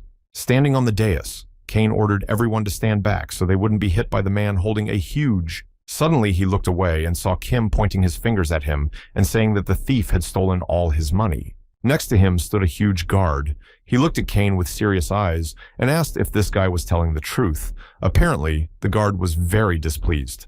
Kane looked at them with a surprised look and didn't understand what was going on and what these two wanted from him. Meanwhile, Kim continued to complain. He said that this man not only stole, but also sold all of their belongings at auction.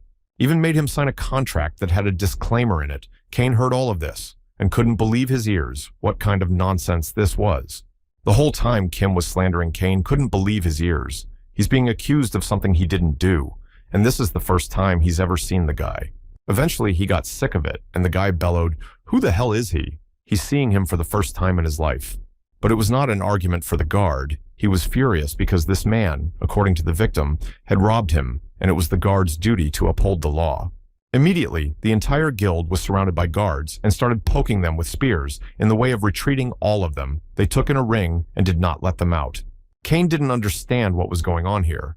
Did the guards really believe in all this? It's pure nonsense. And who is this guy anyway? But the worst of it was that Kane's notoriety had attracted these guards to him, and he needed to get out of the fortress immediately. Their new acquaintance finally figured out Kim's cunning plan. Kim was just trying to spread rumors. He's so pathetic. Eventually, Kane and his entire group were arrested and handcuffed, in principle partly true, and now the criminals are behind bars. The woman looked at Kim and said that he was really a sneaky guy and smiled back, yes, it was his cunning plan. And then the two of them rushed forward right at the monsters. It was time to finish this quest, at least from one obstacle they got rid of. The orcs saw that more humans were approaching them and prepared to attack, grunting and roaring with rage. The heroine immediately began to destroy the orcs one by one. For her, they were nothing more than punching bags and posed no threat to her. Just one powerful blow was enough to make several dozen monsters simply shatter into pieces. Meanwhile, a drone-like camera was flying near her the whole time. This woman was even at this moment broadcasting from the first scene. It turned out that this girl's name was Sayu, and she was quite a famous streamer in wide circles. She sent an air kiss to her viewers. In the end, Kim was already standing against the orc chieftain and couldn't understand how this monster had sensed divine power in him.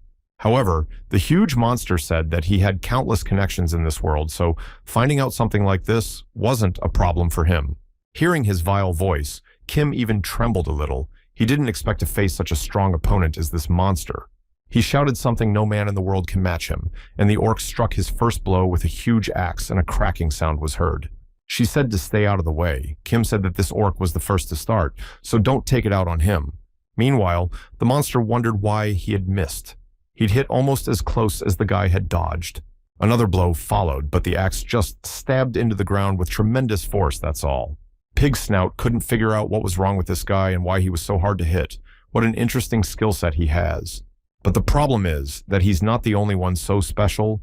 Kim felt incredible pressure from this monster and noticed the attack. The monster darted forward into his hand. Charging it with energy, Kim felt as if a hurricane had been unleashed on him and barely stayed on his feet. And this was already dangerous. It seemed that the monster had figured him out and tried to attack with renewed vigor while the guy hesitated. Kim braked a few meters away and prepared to attack again, but he had to catch the moment to destroy the monster. The huge orc put his arm forward and prepared to strike again, only to have him try to dodge this time. He swung his dagger and launched a frontal attack. After the blow, the orc's face blackened with tension. As this man only dared to attack him so treacherously, now the monsters would not leave a wet spot from him. To even think that someone would penetrate his armor would be a crime. A huge pig punched himself in the chest and roared. It was worth recognizing that this monster had some pretty good equipment. Kim would have to try hard to at least scratch that armor. Well then, it's worth a try too. The guy took a small hammer out of his pocket. It should have worked. This weapon is reinforced 7 times in a row, so don't underestimate it. It's time to find out how powerful this hammer is in normal duels. Seeing such a ridiculous weapon, the orc laughed. Did this man think that such a toy would help him deal with him and attacked? It seems that Kim was fully prepared for this outcome and did not even dodge, so good luck to him to win this fight. A second later, there was a cracking sound, and the armor on the orc's body shattered as if it were made of glass. When he saw that his weapons and armor had turned to rubble, the orc couldn't believe his eyes. Kim was a little shocked that he could destroy such strong armor with such ease. The orc instantly fell to his knees and began to whimper. His perfect armor just shattered. Looking at the weapon, Kim was stunned by the wonderful hammer after all. Well, for this monster, the fight is over.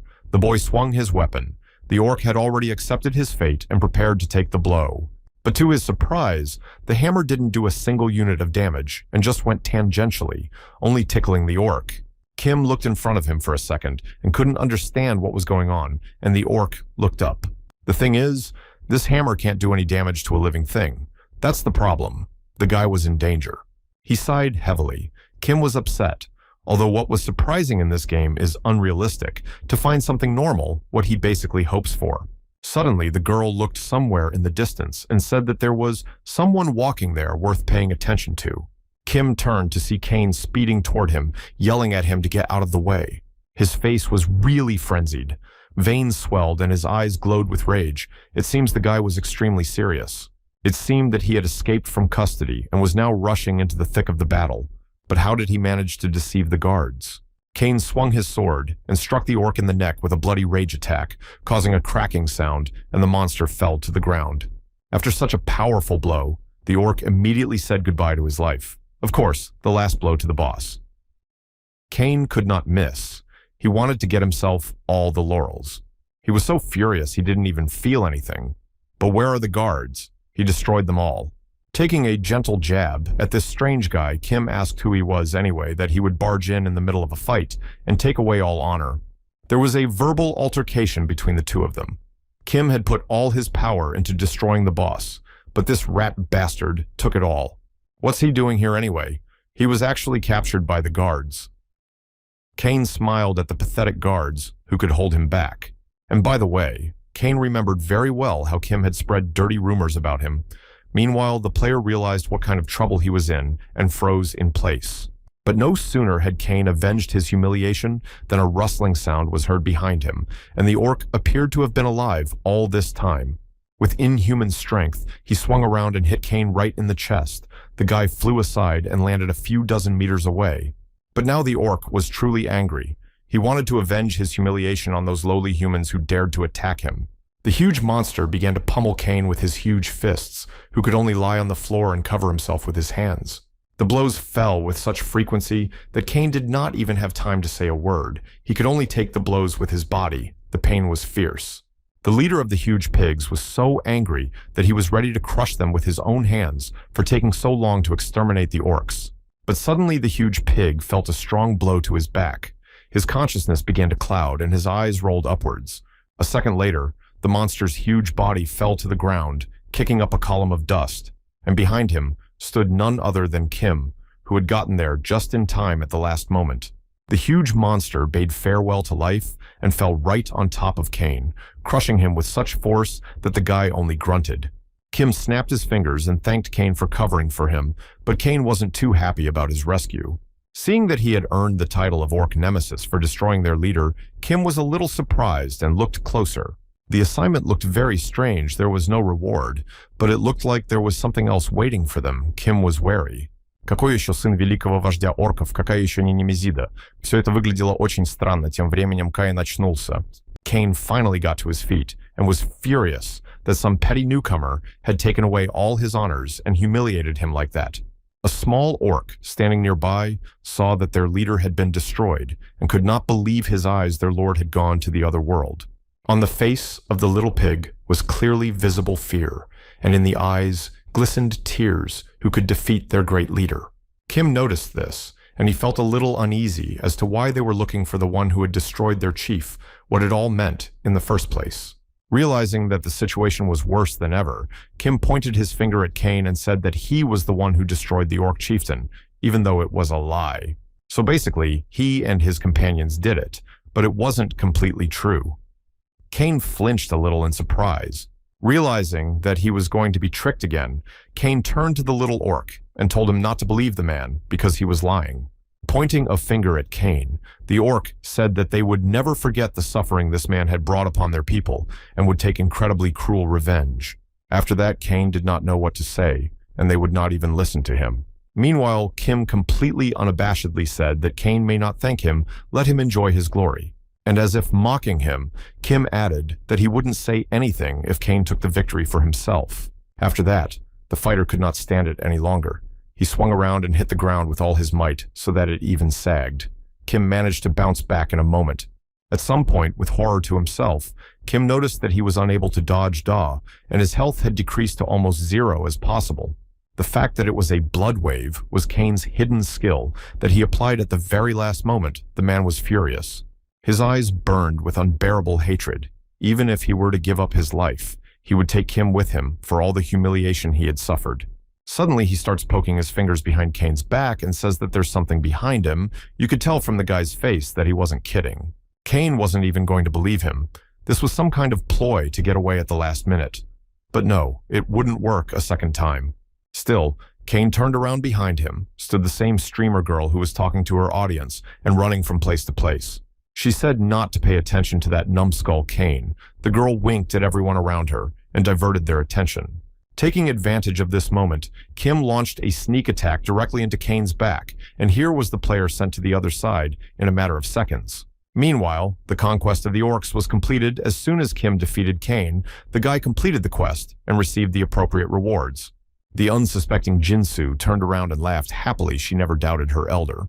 When they returned to the fortress, the locals joyfully greeted their victors with fanfare and enthusiastic shouts. The priestess, along with the knight, were also here. They were, sincerely congratulating Kim on his victory. It was truly an impressive sight. Jinsu waved goodbye to the streamer and said they would see each other later. Lastly, the girl said she was actually a guy. Turning to the older Jins, she asked where they were going. Now Kim stood, leaning against the wall, pondering his plans. Chewing on a blade of grass in his mouth, he thought perhaps he should go back to those rabbits. After all, hunting those creatures was extremely easy. But when he returned to the place of his first hunt, he was disappointed to find that the rabbits were nowhere to be found. He exterminated every last one of them, where they all hid. Suddenly he was distracted by some old guy. He appeared right in front of his face and said apologetically that they seemed to have met before. Thought it was another poor man, Kim pushed him away and told him to get lost. But the man said he wasn't asking for alms. Moving closer to the boy, he said in a whisper that Kim must be Axis. Those words penetrated Kim's gut. The guy was a little wary of how this strange old man knew he had the blessing of the god of luck, who he was and where he came from. About this, Kim immediately inquired of the suspicious old man, looking at him with a serious look, with a willingness to resist. A sign suddenly opened in front of him. It was a system notification with his vocation. The reward was also unknown. Kim was stunned. It was worth admitting that this strange old man was partly right. Though I wonder how he even knew in the meantime, the stranger just sat there and was silent. The next second, the strange man started bowing and banging his head against the wall as if he had God Kim in front of him, asking him to stop this shameful thing. In the meantime, Jinsu returned. The guy holding his bow and waving happily seemed to be in good spirits. It turned out that he received for this task 5 skills in this wonderful set of armor. He was very happy. Stats grew very quickly. The archer smiled and said that August was very pleased because Jinsu had taken care of everything, even though the hunter hadn't asked him to, so their relationship had improved. When Kim heard that, he was upset, and his reward is a beggar's servant. At this rate, he won't be considered a legend, but this kid. Looking at the strange old man, the archer asked who this man was. Kim replied that he was just an NPC who had given him a quest, nothing more, nothing less. Upon learning the player's real name, the strange man said he would show them their sacred place and ask them to follow. Looking at him without much interest, Kim asked, "And where are they located?" The man said it was a place in the kingdom of Italia. When the young archer heard about it, he wondered why they had to go to such a far place. However, despite that, Jinsu said he would definitely help his brother with this activity. Kim was surprised Jinsu had a completely different quest after all. Even with all the entreaties, Kim winked at his friend and said that now he won't be lost. After all, he has a hero class. So it's okay. Jinsu looked at him with love-struck eyes and asked if they would ever meet again, his voice sounding strange. Kim was immediately embarrassed and asked me not to say that. It's just a game. They can just chat at any time, that's all. Waving goodbye, Kim went off with this strange old man to another kingdom, leaving Jinsa alone. Eventually, Kim and the strange old man boarded his wagon, pulled by a single horse, and started down the road. The old man sat in the front and muttered something to himself. He had a blissful smile on his face and seemed to be very pleased.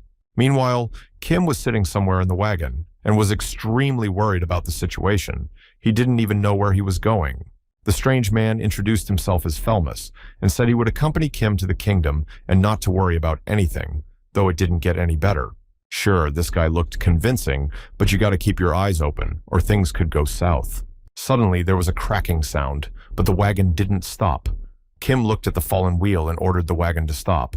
The guy jumped to the ground and said there was something wrong with the tire that needed fixing, Felmus laughed and said Kim was exaggerating. Everything was fine. When the old man started to protest, Kim grabbed him by the hair and told him he would stick his head on the tire if he didn't back off. When Kim heard a strange sound like a roar, he asked what it was. Felmus said it was just a black-striped wolf. His face suddenly changed, and he added one blow is enough to turn them into tortillas, which did not calm Kim down. Eventually, it finally got to him, and he swung the hammer to teach the insolent old man a lesson. Felmus covered himself with his hands and squeaked. In the end, the wheel was in its place, and the cart was functioning normally. A few final taps, and the cart is as good as new. A system notification appeared today. Luck is on Kim's side. The guy wondered what it could mean. He got the passive skill, Divine Gaze. I wonder what would happen if he hit the white area of the object. Maybe something should change, and a slight thump was heard. The wheel finally broke. It looks like Kim tapped the red zone after all. You have to learn to use that skill a little more before you do anything. Finally, he repaired the cart again. Felmus, who was standing nearby, was delighted as he watched the Lord skillfully wield his tool. Then got another skill of mechanical engineering guy looked closely all the same. His specialization was beginning to bear fruit. In front of him appeared a strange gear guy, did not even expect that this will happen. He just wanted to fix the breakage and ended up with a skill. A memory suddenly came over him, and he lowered his eyes, but immediately said it was okay so as not to attract attention. However, the old man still noticed something amiss and looked at the gentleman with a surprised eye. He thought something was wrong. It turns out that some of the people who believe in Kim and call him God are in the royal guard. One of them is called Nekton. The guy was very surprised to learn that among his followers, there are people from the elite circles of society, and from what kingdom he is from, I would like to know.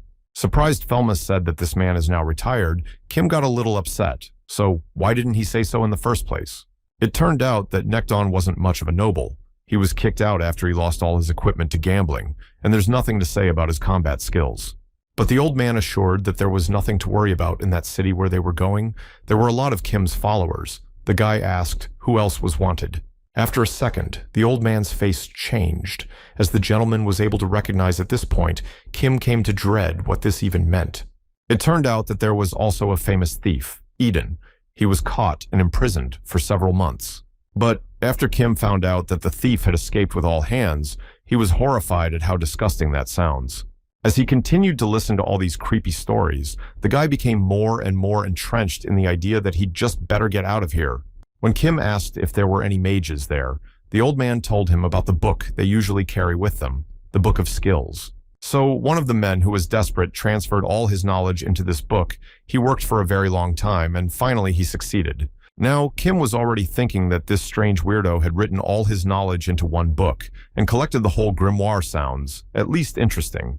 Eventually, they stopped for a small rest, and having laid out their sleeping bags and built a fire, they needed some rest. But Kim couldn't sleep, so he got up and woke up the old man. Felmus's voice was as cheerful as ever, even though it was night. The boy put his finger up and asked if the old man could hear it after all. It must be the wolves, and indeed, there was some strange sound. Kim listened again and heard a strange sound coming from a part of the dense forest that was getting stranger and stranger. The old man had said there were only wolves here, but it was nothing like the sounds of ordinary wolves, Felmus wondered. What the boys saw in front of them definitely could not be called a wolf. It was a rider dressed in armor with burning eyes and on an equally terrifying horse. The boys hid behind the wagon and expected the worst. It was hardly a wooden wreck that could protect them, but it was better than nothing. Kim looked at him closely and wondered if he'd have to fight him, if he'd be able to fight him, or if he'd be able to fight him, or if this monster looked threatening. Suddenly, there was a woman's voice, ordering it as loudly as if it were a thunderclap. Immediately in front of the knight, there was a girl. She stretched out her hand and asked what he was doing here. It seems the mistress was very unhappy with the antics of her pet. The woman said that she had sent him to hunt wolves, and here he forgot her bone armor. She looked at the two frightened travelers and said that there was no need to hide. They were safe, and looked out from behind the wagon. From the outside, it looked horrifying to say the least. The woman swung her staff, and the knight immediately vanished into the night sky. Taking a few wide steps towards him, the stranger approached him closely, who she was, since she was so strong and powerful. But when she opened her face, it was none other than Lee Si-young, and she asked if her knight was the one she had never expected to be here. Kim remembered perfectly well who this woman was. He had fought with her in the last version of the game and almost fainted from surprise. An annoying old man appeared from somewhere. He asked, "Didn't this girl show proper respect? Where's the ruthlessness?" But Kim was stunned. Apologizing, the necromancer girl asked, "Is it true that Kim is a blacksmith?" The guy straightened up and nodded his head. Yes, it was. Seeing the obvious excitement on the strangers' faces, Lee said that she wasn't going to attack them, so there was no need to get so worried. Kim lied that everything was fine, and I could tell by the look on his face that the guy was very nervous and not a little scared the first time he met him. The necromancer noticed that Kim was playing alone and asked why, but the guy said he was more comfortable. She said that Kim reminded her of a man named Kim Dae-hyun. When she said that name, her face changed. And after that, Kim was stunned for real. His voice shook, and the guy asked who he even was. Si-young said that this person also played in another game, and also did blacksmithing. He was pretty good. Kim averted his eyes to the side and tried to joke around. The necromancer girl said that this man was really amazing. He also fought alone like a true warrior.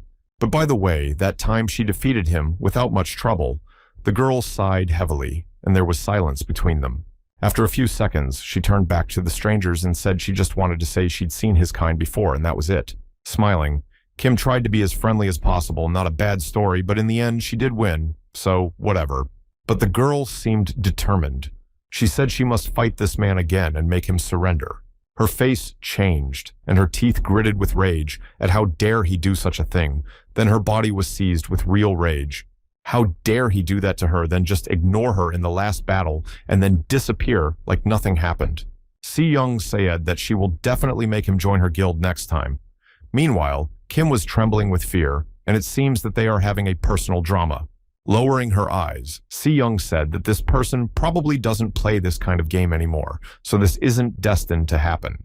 When Kim heard that, he was happy and immediately confirmed her words. That man is no longer playing because he was afraid of her power, that's all. When Kim heard that this man was sure to return, she was stunned to hear how she had found out at all.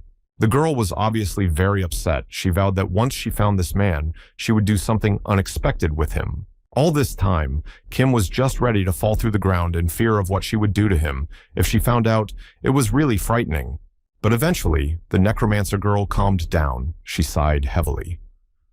What a night tonight. She says something often with strangers. Turning to the boy, she asked what his name was, Si-young, and didn't recognize his name. Kim was stunned. At one point, the guy wanted to say his real name, but he stopped in time and didn't even realize what he'd done. In the end, he waved his hands and said that his real name was Kim Dae-hyun and that he couldn't let that girl know who he really was, or he'd be finished. Looking at the strange stranger, Si-young smiled and said that the two had a lot in common, so let him come to her stream sometime. As soon as she said that, she literally vanished into thin air, leaving Kim alone to shiver in fear. Finally, the guy exhaled heavily and collapsed to the ground. It was very close. He really hoped that this girl didn't recognize him. Eventually, they continued forward. The wagon slowly creaked upward. The horse was exhausted. Kim and his companion sat inside the wagon, looking very tired, but the old man was in a good mood. After all, they had already arrived in the city. It was a rather large settlement located on 2 islands. As soon as the guys drove inside, they immediately felt the local atmosphere everywhere. Merchants were setting up and selling their best goods. There were also many chefs preparing their gourmet dishes according to the best recipes, and there was a buzz everywhere. Kim walked along the streets and looked around. It was a real city, and for a second, he even felt the local comfort and warmth. But the annoying Felmas immediately appeared in front of him and showed him the way to one of the local streets. A few minutes later, the lad stopped near a large, massive gate, behind which was a lush manor house. Could this really be their dwelling place? Kim stopped and looked at the big house in surprise. If he was going to live here, he was fine with it. But no, those hopes were not to be realized. Felmas came from behind the dilapidated door and said they were here, so let him follow. The old man opened the door, and Kim looked inside the rather old cabin. There they were met by a strange old man dressed in armor. When he saw Felmas, he immediately jumped up from his seat and exclaimed joyfully that they knew each other. This man who greeted them was none other than Nekton. He was already a venerable old man, and moved with difficulty.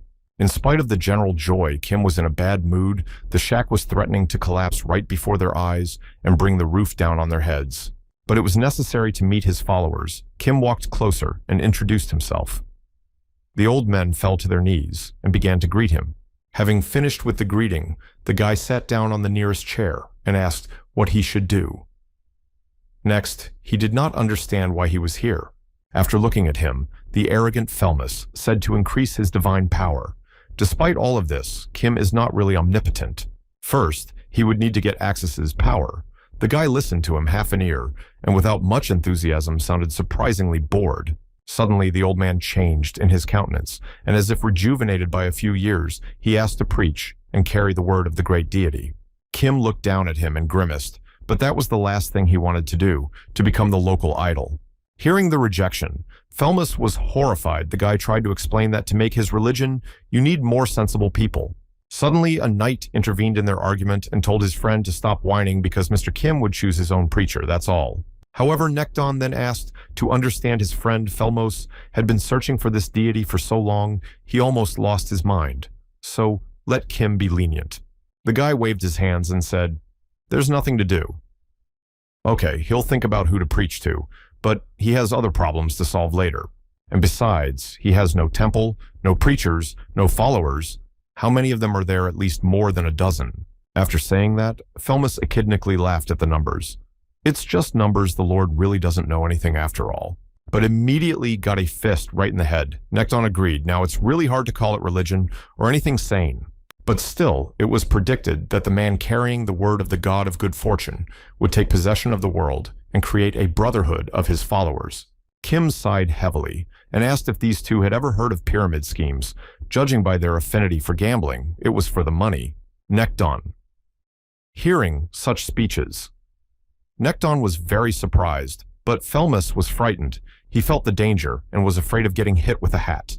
But the old men kept talking about how the Lord needed to get this knowledge written in the sacred manuscript. Kim continued to watch. An icon with a quest appeared in front of him. Seeing that he would be recognized more, Kim was wary, but he didn't want that at all. Why make a fuss? But on the other hand, there was no other way out. The guy sighed and asked where those ancient texts were or something. Although they didn't have anything with them now, Felmus said that there was one more tape left to find out where it was and what was in it. When Kim found out she was in the casino, he wasn't too happy that she was even there. But considering what a god he is, no wonder. And now they've stopped in the rad of the same opulent mansion they saw at the beginning. Wait a minute, it's just a huge casino. There were a lot of people from the noble classes, so it's only rich people with money and no one else. Suddenly, a muscular man started moving towards them, apparently a guard, who was extremely unhappy that these people were hanging around. Seems like this isn't the first time these two have come here, so the man said they wouldn't give them the scripture no matter how much they sag. Looking at him, Felmos said in a trembling voice that it was a guard captain named Lupo. He was a veteran.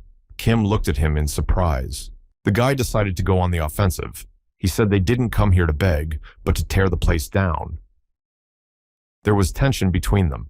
The captain took a closer look at the strange kid and asked in a whisper who he even was and where he came from. Kim kept smiling. Suddenly something vibrated in his bag, and the man jumped back as if frightened and froze in place, unable to move.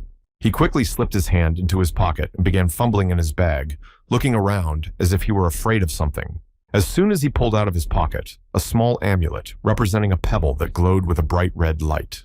As soon as the man saw this, Toho in a second immediately fell to his knees and began to apologize for his rudeness, apparently realizing who was standing in front of him. He asked Kim to follow him, and someone was waiting for him. The boy stood in his seat and could not understand what kind of circus this was. In the room, on the table, lay a strange artifact that was poked by someone's sharp fingernail. A creaky voice of some man was heard. The stone immediately began to glow red. It reacted to every person with special luck. Kim sat in front of it. In front of Kim sat a woman. She introduced herself as McCraney and said she was the great merchant of this place, though she wasn't exactly pleasant to look at. Kim said that everything had already been explained to him, at least that he was wanted here, so he was sure of that. The merchant looked at him over her shoulder and smirked, not to say she was happy to see this deity.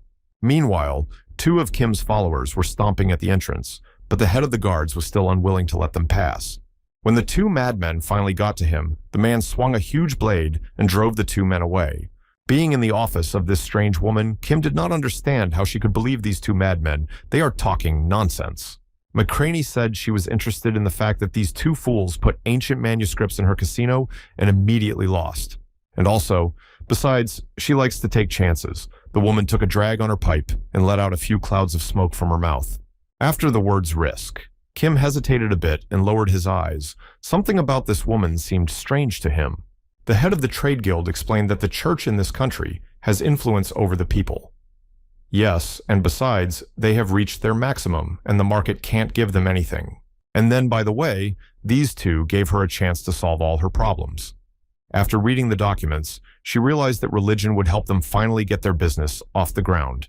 Love the endless battles of nature, and most importantly, money is what is now the solution to all problems, instincts. However, this person's religion is something else entirely. The woman looked at the talisman that continued to burn. Hearing that his religion would have many followers, and no one could refuse Kim, was a little frightened by the universal fame of his scarecrow.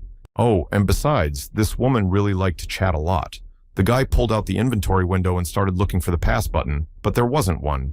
It was clear he was going to start his own religion, and this woman would sponsor it so she wouldn't have a problem. So what's the benefit to him?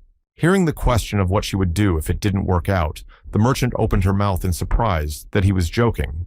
Kim was serious now. He's a deity incarnate, and he decides when and how to organize the church. What right does she have to tell him what to do? And besides, with such skill, he has no need for money. And why should he listen to some strange woman who annoys him? In the end, McCraney was furious. So why did he need those two knuckleheads? He replied that he didn't hide them. They just showed up. The woman didn't want to believe it. She pulled out the documents and said that once Kim read it, she would get the power of authority and could start a religion. The guy thought he just came here to play, but it would be nice if he got this document, but he didn't want to listen to this nonsense. This woman is easy to control and will be much more fun than these two, especially as he knows they won't give him up. Having said that, the guy turned around and wished him a good day. However, the merchant was not going to let him go and shouted for him to stop. It would be sacrilegious to pass up a man like that. McCraney offered anything as long as he told her what he wanted. Kim laughed. That was another conversation. Turning to her, the guy said that apparently she was ready to talk. So, let them make a deal. Support is good, but everything must be honest. Kim smiled and reflected in his glasses. The merchant couldn't believe his ears. What do you mean honest? Kim sighed. McCraney is a merchant herself. Doesn't she know about the rules? You to me, I to you. He looked with a stern look. Maybe she picked the wrong person already ready to say goodbye to such a manuscript anything Kim wants. It's a fair deal. He held out his hand to the merchant, but the woman remained where she was, and there was a silence between them as tension seemed to rise. And yet, after a short pause, they shook hands, the merchant's hand seeming to the boy as slippery and cold as a snake's. But, on the other hand, he had everything he wanted. All that was left was to see what this power of authority was. Kim opened the manuscript. As soon as he did that, he felt that something very strange began to happen to his body. From the paper started to face a bright light. Kim saw that he had a new quest. He now had to follow the footsteps of the incarnation of God and find him. It turned out to be a map showing an island with a red line around it. The merchant frowned and said that it was not just an island, but a gang of sea pirates, ruthless indeed. As soon as Kim heard that it was a whole impregnable sea fortress, a smile appeared on his face. A few minutes later, the guy found himself in front of a strange man. He bowed to him, recognizing that Kim, actually, had come from McCraney. The guy said he came to learn sewing techniques, and it turned out that this man was a fake tailor, and Kim just wanted to learn absolutely everything. Once the strange no introductions came to the tailor abode, everyone else immediately took notice of him. Who is this person even? No one understood. Why did the guild leader come to them? Could it be a new event? Everyone crowded around them and began to talk. When he heard that he was already pretty well known, Kim wasn't happy about his face being recognized on the streets. That's a problem. Well, he'll think about it later. Now he needs to learn how to sew, and the guy immediately began to learn. He sewed his first outfit. This was an outstanding Rob the Wizard's assistant, truly magnificent work. Only a skilled tailor could have done it. The guild leader was really impressed and said that if Kim wanted to change careers, he would enjoy other types of sewing. However, the guy was not interested. He asked to stop praising him and teach him to live other kinds of things, or else only a roba, and that's it. Soon, Kim had already learned everything he wanted to learn, and it was even a little bit of fun. A guy was walking down the street. The head of the guard was already waiting for him there. He greeted his master in full combat readiness and asked how he was doing. Kim approached him and asked, "Who cooks the best in this town?" Lupo listened in surprise and thought he didn't expect such a question. The man asked when they were going to see Pirates Island. Kim said it wouldn't be until after the meal, as is not hard to guess. Then they went to the local chef, from whom they also wanted to learn cooking. The man cheerfully greeted them. Two stood in front of him. The head of security said that this cook is the only one who got 3 stars. His name is Christopher. This chef was so dedicated that he even ate fish raw and said he felt the power of the sea that way. Now Kim was learning to cook the best chef. So far his successes were somewhat to say significant. But in the end, the boy managed to do something incredible. The cook was delighted. Kim explained that he had lived with the hunters for a while.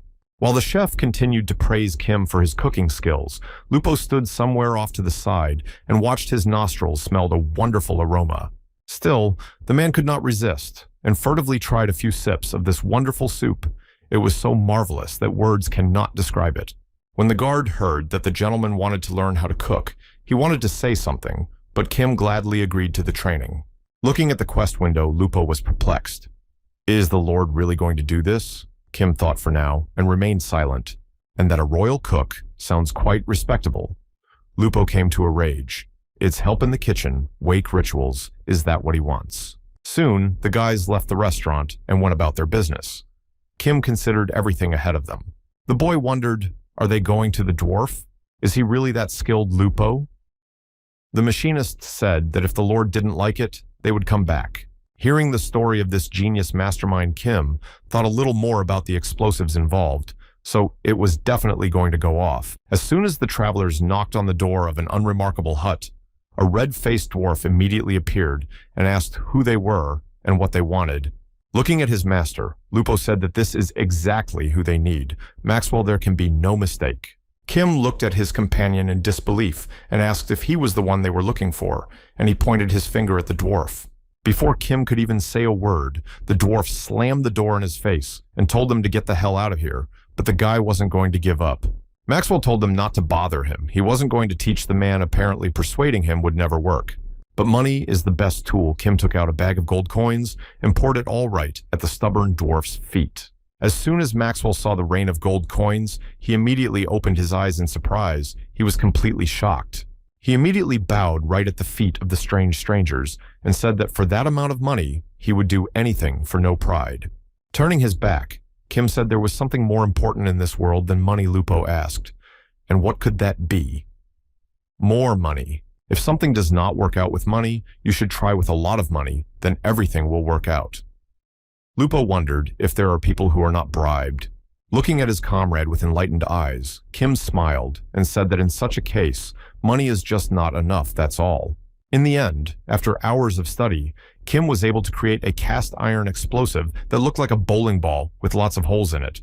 Kim immediately began to juggle these dangerous devices, which terrified the master dwarf. Eventually, after a few minutes, Kim managed to create a normal explosive that looked like a mine that usually floats in the sea. Putting the weighty money bag in the dwarf's hands, Kim said that if he wanted to earn money, he should come to McCraney's and get it there. Eventually, they said goodbye, but there was still one more thing left. Kim and her companion were walking down the steps to the bottom of the stairs. With an irritated tug on the collar of his shirt, Kim said he couldn't face pirates in a rookie shirt, need normal stuff. Then they went to a local store where the guy immediately tried on new wanderer clothes for himself. It was a whole set. Kim couldn't stop being excited about the things that fit him perfectly. It was just a matter of doing some work, and everything was coming together. While the guy was sorting out his inventory, Lupo marveled. This man is really incredible. He does this stuff for fun. Following this, Kim took a small bottle of dye and began to dye his hair so that he would definitely not be recognized. Then the guy tied a well-made silk mask over his face to certainly hide his face from prying eyes. Now must not recognize. Looking at his comrade, the guy asked how he looked. Now really cool himself. He liked his new role. After looking at him for a few seconds, Lupo gingerly replied that now the gentleman looked like a real robber, but it was even better. Hearing that now they would be gathering people, the assistant didn't even understand what they were talking about, but Kim invited him to follow him. Now he would see everything. On the streets of the city, there was real chaos. Everyone was trying to sell or buy something. The whole street was filled with voices of people. And so Kim decided to invade this chaos. He greeted everyone with a loud voice that drowned out everyone else. The people stopped for a second and turned their gaze to the strange fellow who had so brazenly interrupted their usual course of life. Coughing again, Kim greeted everyone present, wishing them a good morning. The guy stood on a small stage, surrounded by guards. Like a real showman. He asked the crowd, probably wondering why he gathered them all here, and started yelling. People were frankly not happy about being distracted from their super important business and had already started chiming in to get the guy to come closer to the point.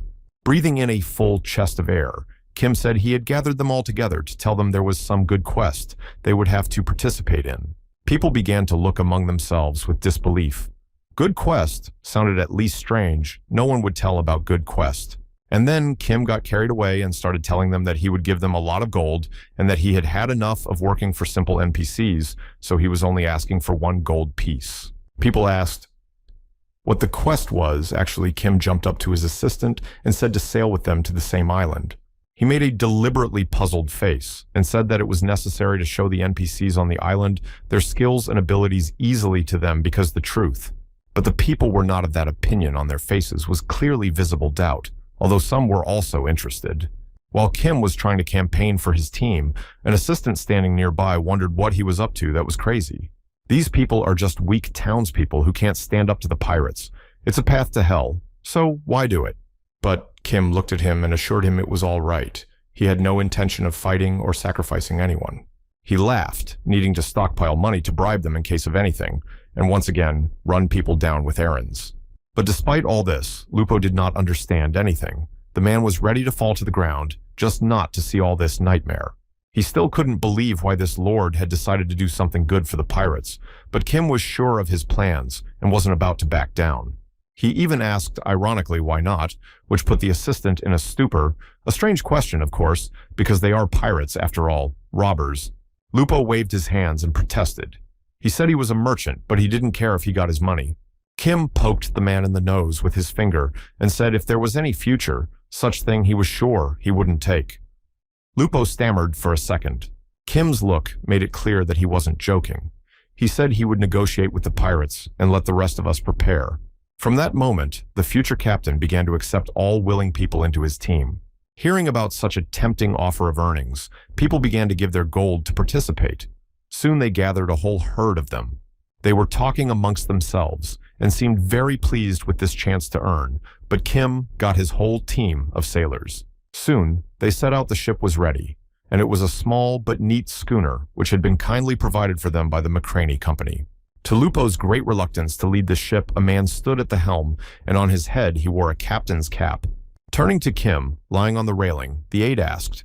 When he was going to tell him they were sailing to the pirates, the boy whistled thoughtfully. Kim went down to the small dinghy and asked how the negotiations with the pirates were going in the small boat. Yes, Lupo has already received a carrier pigeon with the promise of negotiations, but apparently it was too early to draw conclusions, and one has to be careful. A small boat with a motor was quickly approaching the huge pirate ship, while only a huge silhouette was visible.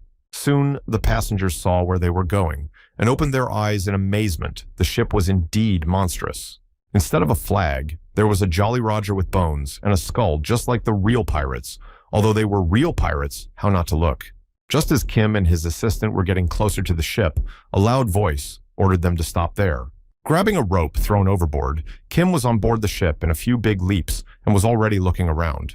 The picture there was a little dangerous. They were already waiting for them. There were a lot of pirates surrounding the uninvited strange guests and looking at them with distrust, deciding to immediately rub in. Trust, Kim opened his arms and greeted the brave sea warriors. The guy tried to be as courteous as possible, but this had no effect on the pirates. They still looked at the guests with distrust. Kim was prepared for that with a smile. He said they were just unarmed workers who wanted to help the noble emperors, so there was nothing to worry about. And then the young captain already started ranting. He said he would help clear money for the pirates for a small fee. He said this as confidently as possible. But the voice of the captain was heard. It was Mr. Danielson. A man appeared literally out of nowhere, and all the pirates saluted him. Kim looked over to his assistant Lupo and said that this is the captain of these pirates, a very respectable man to be careful with. By the way, this man was quite handsome. Captain looked at the strange guests, slightly distrustful. He did not even understand who they were. Kim came closer and said that the past is the past, and the present is the present. The captain laughed and said he wasn't sure he could believe those words. Trying to calm the dangerous interlocutor, Kim said that he could be calm now they were in distress. The captain was surprised. Bending over to the man, Kim said it's a big secret, but all because their mistress lost a lot of money to the casino. This is the result. A few seconds later, there was a thunderous laugh from the captain. Through his tears, he said that this woman was even more pathetic than he thought. In joy, he immediately agreed, well, let's see what these two can do. Kim was happy with his luck, and Lupo didn't know what to say from shock. On the ship stood a girl and drew a beautiful seascape. She purred something under her nose and did not notice anything.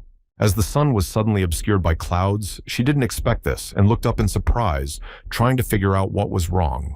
And the thing is that they were attacked by pirates. A huge pirate ship sailed right up to the small ship. All present were horrified. This ship was several times larger than their ship. Yes, and a cannon, and immediately saw the pirate flag. The worst part was that they were in a dangerous position. Here were sharp rocks that could be smashed on in a second. People surrendered without a fight and began to go ashore, selected the most talented blacksmiths, carpenters, and so on. Thank God so far, no casualties.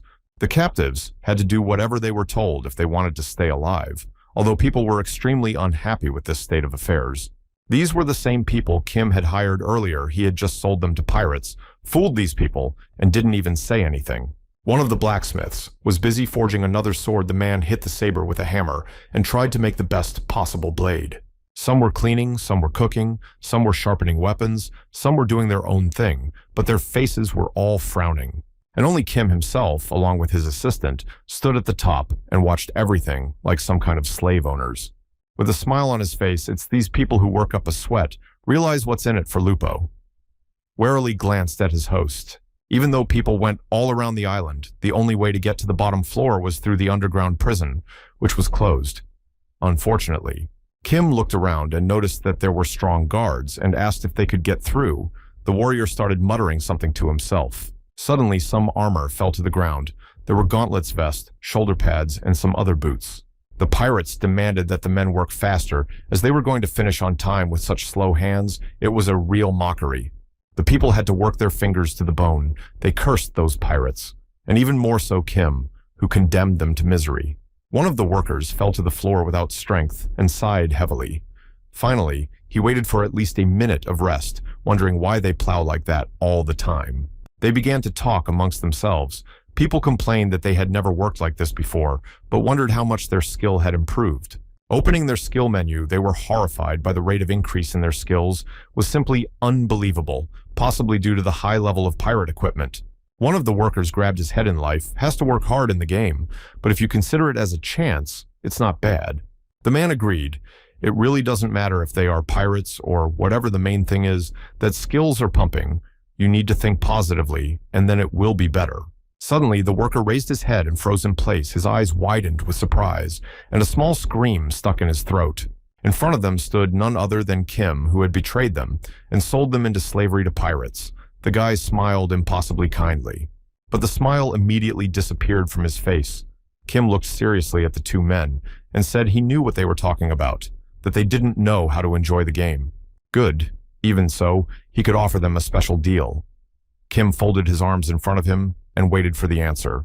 In the lower prison, there were already many people there who were looking for a passage to the lower floor, but so far without success. Suddenly, these two appeared in front of them and timidly said that the new blacksmiths had come to help them. Their voices trembled with surprise. They said they would like to fix the pirates' equipment and looked in surprise at the two insolents Kim watched from the sidelines.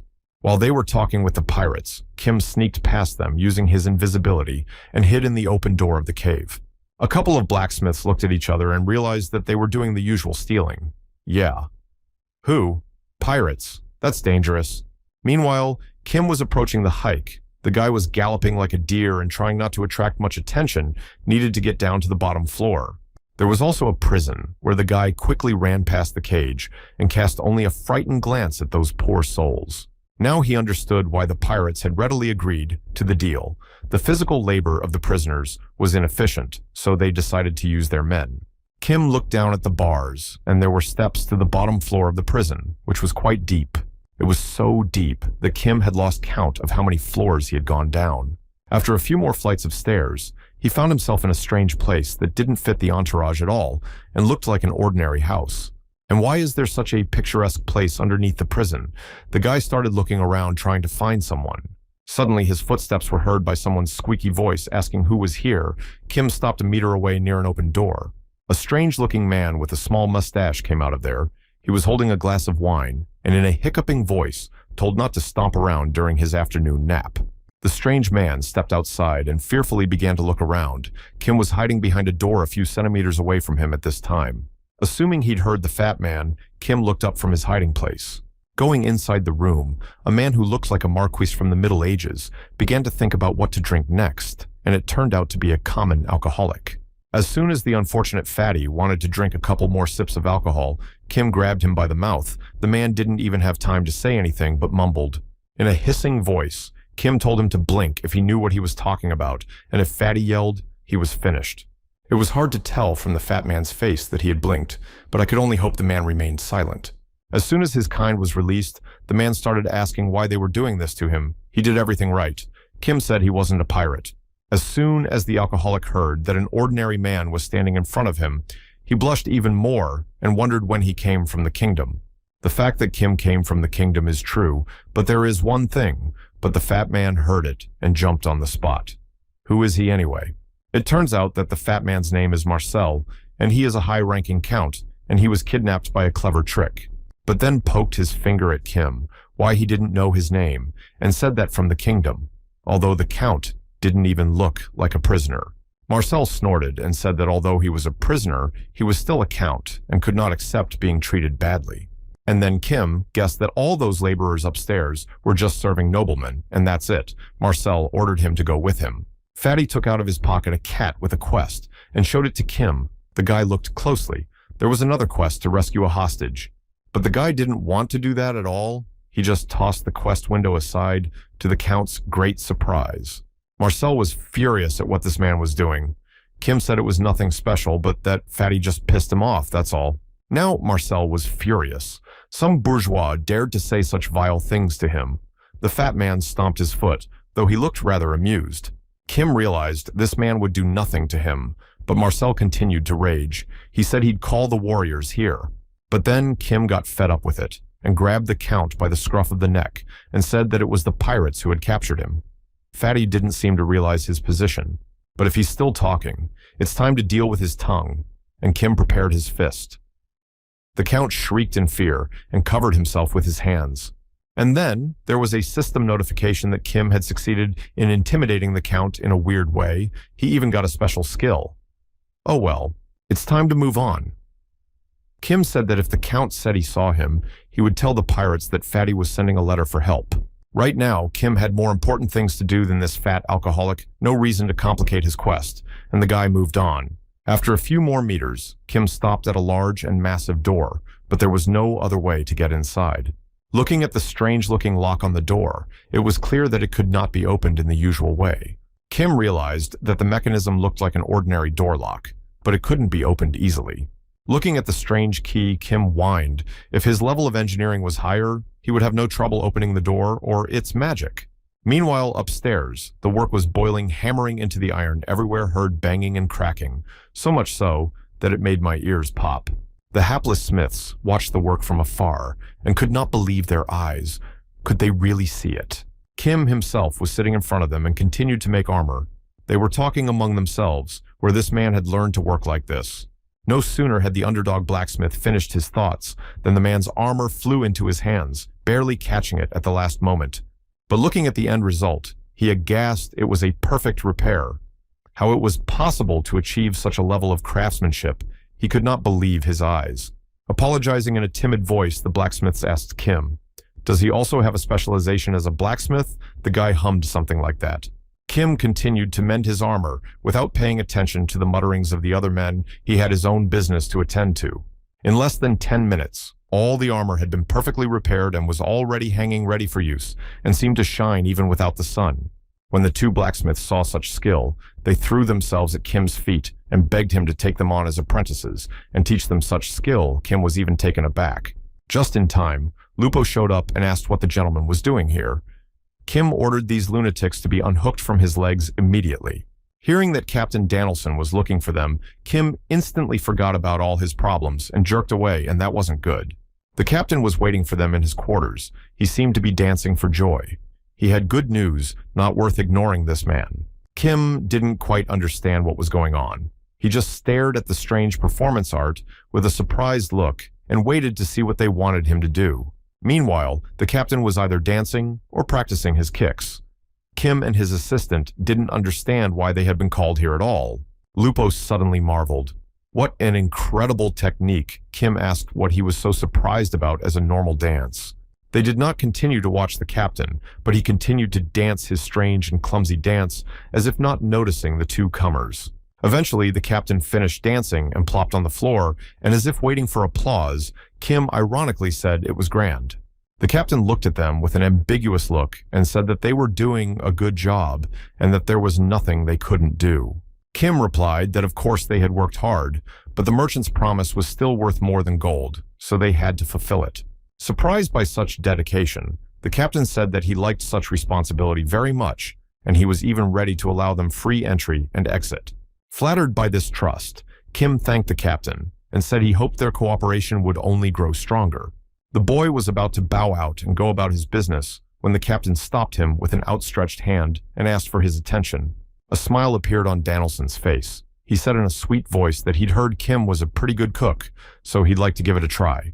Turns out, this captain was extremely picky about food. No cook from his crew could please the captain's refined palate. He threw out the food over and over again, saying it was just plain garbage, which you can't even take in your mouth without being disgusted.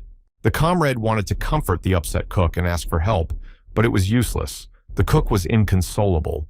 It was only then that the captain heard that there was a man who was a recognized disciple of Christopher. That's how he found out about it. Sticking out his tongue, Danielson said he is a man who is used to enjoying delicious and gourmet food. He cares about the quality of cooking. Kim was stunned to hear such a strange request. He had not expected to cook for a pirate captain. It was too much. Surprised by this turn of events, Lupo said that perhaps they should abandon this quest. They have more important things to do than cooking. However, much to the aide's surprise, Kim happily agreed and said he would do it. Cooking is not just about skills, it's about soul. Surprised by such eagerness, Captain ordered to attack. He will meet this passion with his tongue, sounded it of course as ambiguous as possible. It was only then that the deputy realized what kind of situation they were in. He covered himself with his hands. There's a lot more crazy people here. And then the pirate captain turned his attention to Lupo. This man can't cook at all. So what's he doing here? The mate couldn't find anything to say. Soon the aide was standing at the kitchen table cooking. Lupo couldn't understand. How come he's an experienced warrior in cooking? This is nonsense. But he did pretty well. He sliced the food perfectly. Kim even got a little skill. It was incredible. After trying what the assistant Kim was able to do, he was surprisingly pleased. And this man is quite capable, if you look at it that way. And now Kim is about to make his masterpiece. When the assistant found out he had to cook, he thought Kim was going to poison him. After such a thing, the player was even a little offended he would cook with his heart. Is it possible to spoil the dish with poison? This is sacrilege. We need to slip in a sleeping pill. Then Kim, with a slight motion of his hand, sprinkled a small pinch of a strong sleeping pill directly into the vat of food. He only put in a little bit of sleeping pills, but if you add a couple more ingredients to it, it would make an explosive mixture. A fierce smile appeared on Kim's face. Eventually, the soup was ready, and it had a wonderful aroma, but Lupo couldn't understand where his master had found all these ingredients and learned how to cook. In the end, the final result stood in front of Captain Danielson was a little puzzled. He was expecting a gourmet meal. He immediately burst his surprise. Kim got down on one knee and said that the captain was obliged to try it. He would not regret it. Finally, the man scooped up the soup with a light movement of his hand and brought it to his lips for a second. As soon as his receptors tasted that flavor, Danielson couldn't contain his admiration. His clothes literally flew off. He couldn't contain his admiration. Eventually, Kim and the mate were already standing outside the doors of the captain's quarters. Lupo was still afraid of whether they had failed. However, his master was completely calm and asked him to wait a bit. That's why they were kicked out of here.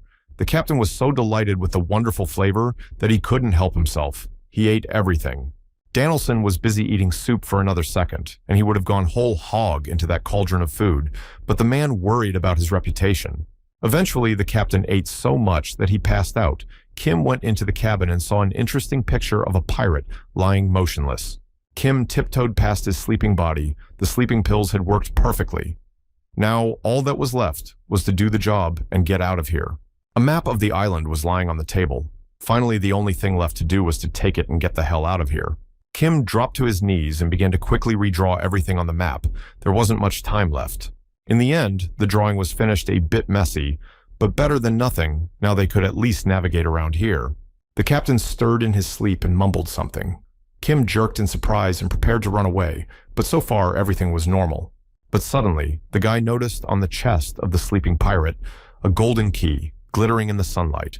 The guy was stunned. He had to get hold of this thing somehow, but the sleeping pills could stop working at any moment. Suddenly, the pirate captain turned his head towards him from afar. It seemed like he was awake, but no, the man was sound asleep and snoring like an elephant. All this time, Lupo wandered near the front doors and didn't know how to reassure himself. He was worried about his commander. Suddenly, Kim came out of the door. Lupo asked how it went. The guy hissed at him. He had to keep his voice down or they would be spotted. From his satisfied face, it was clear that everything had gone perfectly. In Kim's hands was a shiny golden key. Perfect. And the guy unfolded a wide map in front of the deputy. He managed to draw it all out, and now they have a landmark.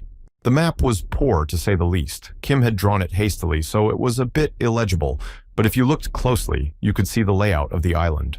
The first point of the plan was to go down to the lower floor and leave the bait there, so that the pirates would take the bait and be distracted at least for a while. The second one is to go underwater, which sounds easy in words, but in reality it's quite difficult. You have to try. The aide was a little unsure of the plan. And if the pirates figured it out, Kim said at least one of them should stay on the surface. Kim looked at the assistant with a puzzled look and said that there was nothing to worry about. A bunch of hostages to corral, and you've got helpers in the operation. Hearing such a crazy plan, the assistant was furious. These people might not agree. Kim replied that it could be done secretly.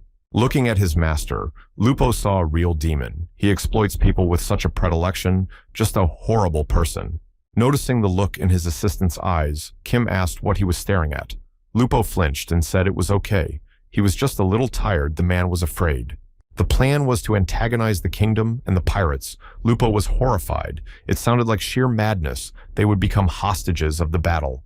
Throwing off his chef's apron, Kim moved forward. Yes, he wanted to do without it.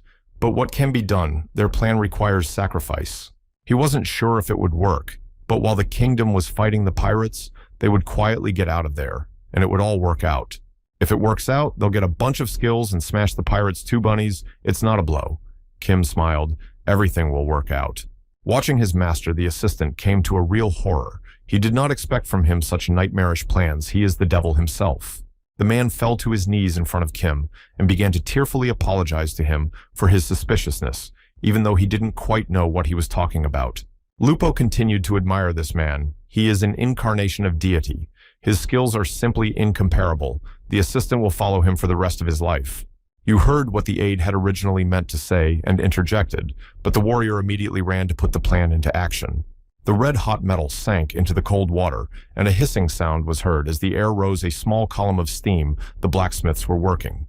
Here, the production was already practically established. People worked more or less smoothly, alternating among themselves, while some rested. Suddenly, from under the water, Kim then scared one of the smiths. The man pulled back from the water and shrieked in surprise. Kim himself almost screamed from nearly burning his forehead. Lupo ordered him to be quiet. There are plenty of guards here, and they can't be overheard. The 2 blacksmiths wondered what Kim was doing in the water, but the guy said they should do it again, just like they did with the pirates.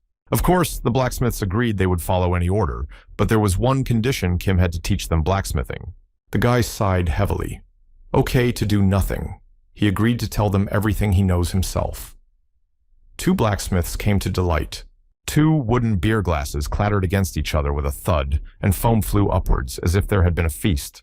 The pirates feasted. They were very happy with the situation. They had robbed a lot of people and got a lot of food, first class. While the pirates were rejoicing, they didn't even notice Kim and her assistant slip past their eyes and head downstairs. The guy asked how long the medicine put in food and alcohol would last. Lupo said about a quarter of a day, so there's nothing to worry about. After going down a couple more floors, they found themselves near a small grated door leading somewhere even deeper down. The aide was the first to open the door and found himself in the same rich room. The man was twirling his head in different directions, trying to figure out where he was. The first person he saw was Marcel Comte, bathing in his bathtub and seemingly drunk beyond belief. After all, he was an alcoholic after all. The Count had drunk himself into oblivion and now did not even notice anything around him. But this man, despite his character, was extremely famous. Hearing that Kim is not actually rescuing this man, Lupo is speechless.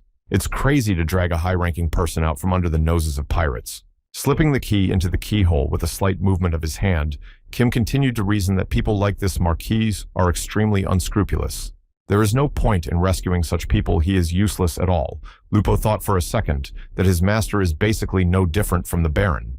Kim pushed the door open with great effort. It creaked open and bright light flooded in from the outside. Kim even had to squint a little to keep from being blinded by the guy. Stopped in place seems to be what they were looking for. In front of them was a real treasure trove full of gold and various jewels. The only question is how to get them out of here. Together with his assistant, Kim, just stunned he couldn't say a word from such splendor. The money here was immense. First, they had to find a way. The boys rushed forward and started looking for a suitable path. The gold they would pick up sometime later. When Kim saw the system alerts, he was stunned. His intelligence level was too low, so he couldn't find anything. But then a red blot appeared on the floor, as if pointing the way. With the help of his skill, Kim was able to find the right path. Hearing his master's voice, Lupo turned to him. Kim shouted that he had finally found the right path.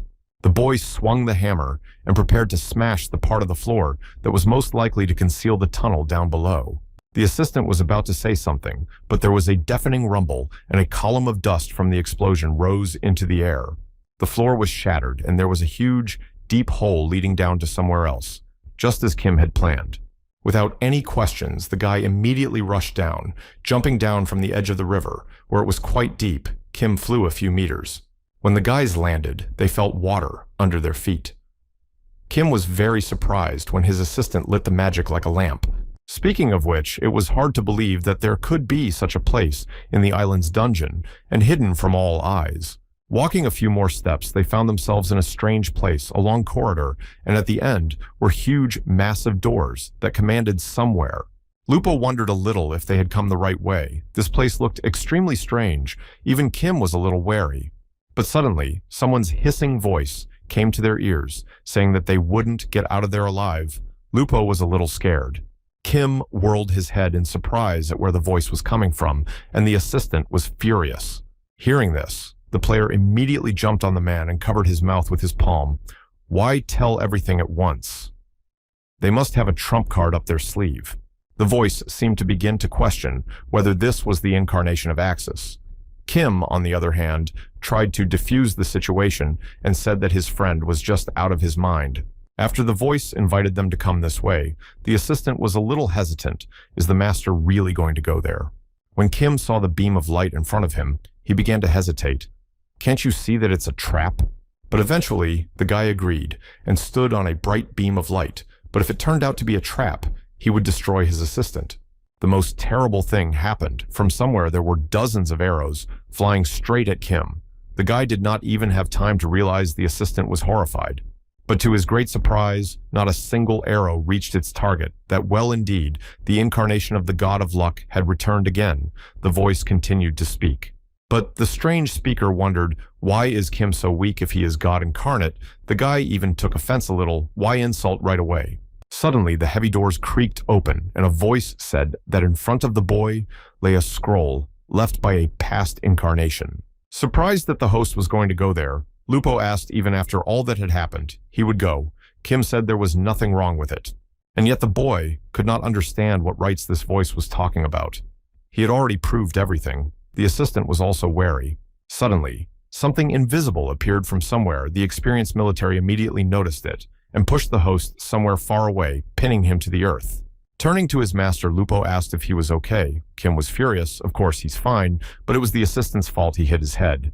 The guy looked closer and noticed that the tip of one of the arrows was poison, probably someone trying to send them to the afterlife. That's not good. He took an arrow and began scraping the substance into a pouch. The poison used in such a quest must be of excellent quality. Watching his master, the assistant came to horror. This person is really crazy to collect poison in such a place in such a situation. Noticing the danger, Lupo wanted to rush to his aid again, but his master pushed him away. This man is more dangerous than any trap. But Kim looked closer and saw that it wasn't a trap, but it still looked strange. Some vague ghost-like silhouette appeared, dressed in some tattered clothes with 2 daggers in his hands, ordering them to get out of here. When Kim saw such a strange monster, he asked if it was going to attack him, but it was the incarnation of God standing in front of him. Eventually, the player realized that this monster just doesn't understand them. Lupo advised to be careful this creature, apparently hostile. If that's the case, then even better. As he smiled, it was time to test his fighting skills that he had learned during the journey. The boy smiled. Memories arose in his mind as his aide taught him sword fighting skills. Kim had been sitting and listening the whole time. It's fair to say that it was pretty boring with Lupo's constant chatter and no practice. Tim almost fell asleep during these lessons. Their training began to bear fruit. Only, after a while, the experienced fighter moved perfectly, but Kim could barely stand on his feet. But each time he got better and better, soon he had mastered the technique thoroughly. The next phase of the training was the combat circle. Lupo said that Kim should move inside the circle as if fighting an opponent. That is, he attacks the opponent inside this circle. The experienced fighter told it with such ease, because it was a common thing for him. And now Kim was fighting a strange creature from the dungeon. The ghost was attacking him, waving huge blades. The deputy just stood back and watched his master fight the creature. The man didn't even speculate on whether this guy could handle The creature was incredibly fast, and its body was immune to damage. Kim tensed, and the creature said that the intruder was incredibly weak and would not be able to resist him. Finally, the monster attacked Lupo. The experienced fighter immediately rushed into the battle, heard the cracking of weapons and the clinking of metal. At some point, they began to fight together. Kim remarked in surprise, they were not good after all. Lupo was proud of his student. Seeing that the monster had begun to use the ice attack, the assistant ordered his master to hide behind him. He shrouded him with his body quite nobly. After that, the man readied his dagger and heard a rumbling sound. The cold wave was already coming closer and closer to him. All this time, Kim remembered his mentor's teachings. He said that by learning these techniques, Kim would be able to react instantly to his opponent's attacks. Meanwhile, the monster was approaching. Its eyes burned through the darkness of the hood, looking this entity quite menacing. Lupo began to move with incredible speed. He spawned a sphere from the energy using his fast movements. He controlled the space. For a seasoned fighter, it was very easy. The man didn't even tense up. It was conventionally fun. The fighter smiled and said it was just a lightweight. Is that really all the monster can do? But Kim got caught in the act. Now his body was literally frozen. The guy was trying to shake off the hateful snow. The monster was stronger than he had originally thought, and he prepared to attack again. Seeing his master's inactivity, the warrior asked what he was doing. Kim said that this monster is not alive, right? So there is something suitable. The same hammer appeared in his hands, now glowing with multicolored colors. Kim began to improve it again. As soon as Ghost saw the strange object, he immediately jumped back. He couldn't believe his eyes that it was even there. Kim seems to have figured out that since this creature is undead, it's susceptible to the damage of his hammer. It's time to check something out. The boy's face changed if the monster was wondering what it was. So let him come over now and let his brother tell him. Kim went crazy. The ghost, stunned by this turn of events, froze in place. He seemed afraid and had no intention of approaching the enemy. Within seconds, Kim had shortened the distance and delivered a mighty blow straight into the ghost's stomach with a crackle and a squeak from the creature. The monster seemed to be defeated and breathed heavily, but one blow was enough to end it all. Lupo was truly shocked by his master's strength, and Kim was triumphant. You see, he was right. The boy was very happy. The player would have continued to be proud of himself if the assistant hadn't seen that there were several more of the same ghosts lurking behind him. Eventually, even Kim saw the danger behind him and froze in place. The guy stood and watched unmoved. And only when they realized the danger they were in did the shivers run down their spine. They're kidding me how many of these monsters are even here, but there was nothing to do. Lupo rushed into the attack. The man swung his blade, destroying the monsters one by one around the windrows. The opponents were too many, and even an experienced fighter could not cope with them alone. They literally surrounded the man. Kim was also trapped by several ghosts attacking him from both sides. He didn't even know what to do with them. At the last second, the player still managed to dodge, and the ghost's sharp dagger flew past him. The guy swung his hammer around. He immediately brought the weapon down right on the head of one of the monsters. The ghost hissed and began to dissolve into thin air. The foremost ghost started sprinkling them with curses. This arrogant man moves quite well for his infirm body, but now it will be different. Suddenly, Kim felt the unreality of this blow right in his chest. It felt like an electric pulse passed from his beautiful body. Realizing that a change of strategy was needed, Kim called his assistant over to him, and Lupo, who was busy fighting, asked what was wrong. Kim decided to act radically. He took an explosive out of his pocket and pulled the pin. He had to deal with these ghosts once and for all. After a few seconds, the bomb reached right to the target and began to pulse. The ghosts froze in place. A moment later, there was a deafening explosion, and Lupo, who had not been able to move away in time, flew aside at high speed. The man lay on the ground with his hands over his head and wailed, "Kim is crazy. She could explode at any moment." But the guy said it's okay. He can dodge. Lupo almost swallowed his tongue after that. What about himself? Following that, the guy demanded the shiny bracelet that was in the assistant's possession. Lupo reluctantly gave the thing to the master. In a second, the man stopped seeing his master. He literally vanished into thin air. The ghosts also froze in place. But immediately, they spotted their new victim and set their sights on the hapless fighter. Lupo was horrified. He had just been thrown to the wolves. With nothing more to do than rush to escape, the man ran headlong and screamed, "We need to run towards the corridor where they came from. The ghosts are probably guarding this place, so we shouldn't follow the man." All the while, Kim's voice was in the aide's head, saying it was all for his good, but the man was cursing him. Eventually, the fighter did make it to the designated point. The ghosts, as expected, did not follow him. Lupo turned to the side, looking for his master. It turns out that Kim ran there alone. But what's he going to do there? He can't stand up to monsters like that without help. Meanwhile, in one of the dining rooms in reality, on the table was a plate with a fragrant ramen, the smell of which spread throughout the room. A man in round black glasses stood in front of her and cheered. After all, instant noodles are the best bedtime snack. It was the head of the department fantasy games online. He wished himself a good appetite and began to slurp loudly. Suddenly the phone rang. The man reluctantly picked up the receiver from there, shouted for him to go up to the office. Kim Dae-hyun is undergoing a legendary quest. The department head immediately jumped up from his seat and ran straight to the office on the second floor. This was a momentous event. As soon as the chief went up to his office, there was a subordinate waiting for him. He said that it seemed they had tricked the pirates using the merchants. The man then pulled out a tablet with a live feed. The supervisor immediately stared at the tablet's monitor and began to scrutinize. The two men wondered who Kim Dae-sang was, but it was probably an alias for the player so he wouldn't be exposed. It turned out that this man was able to cheat dozens of other players. Just incredible plan how many brains he has in his head. The men began to anxiously chatter worriedly. As it was, this man is truly frightening. Was able to single-handedly get to this level is impressive. Suddenly, a horrible thought visited their heads. Perhaps this kid's weapon ID 444 had goosebumps running down their backs. The head of the department ordered his subordinate to immediately verify the information. It is because everything went off script. The man was furious. But the subordinate said, "It says that everything the guy's accomplished is due to luck.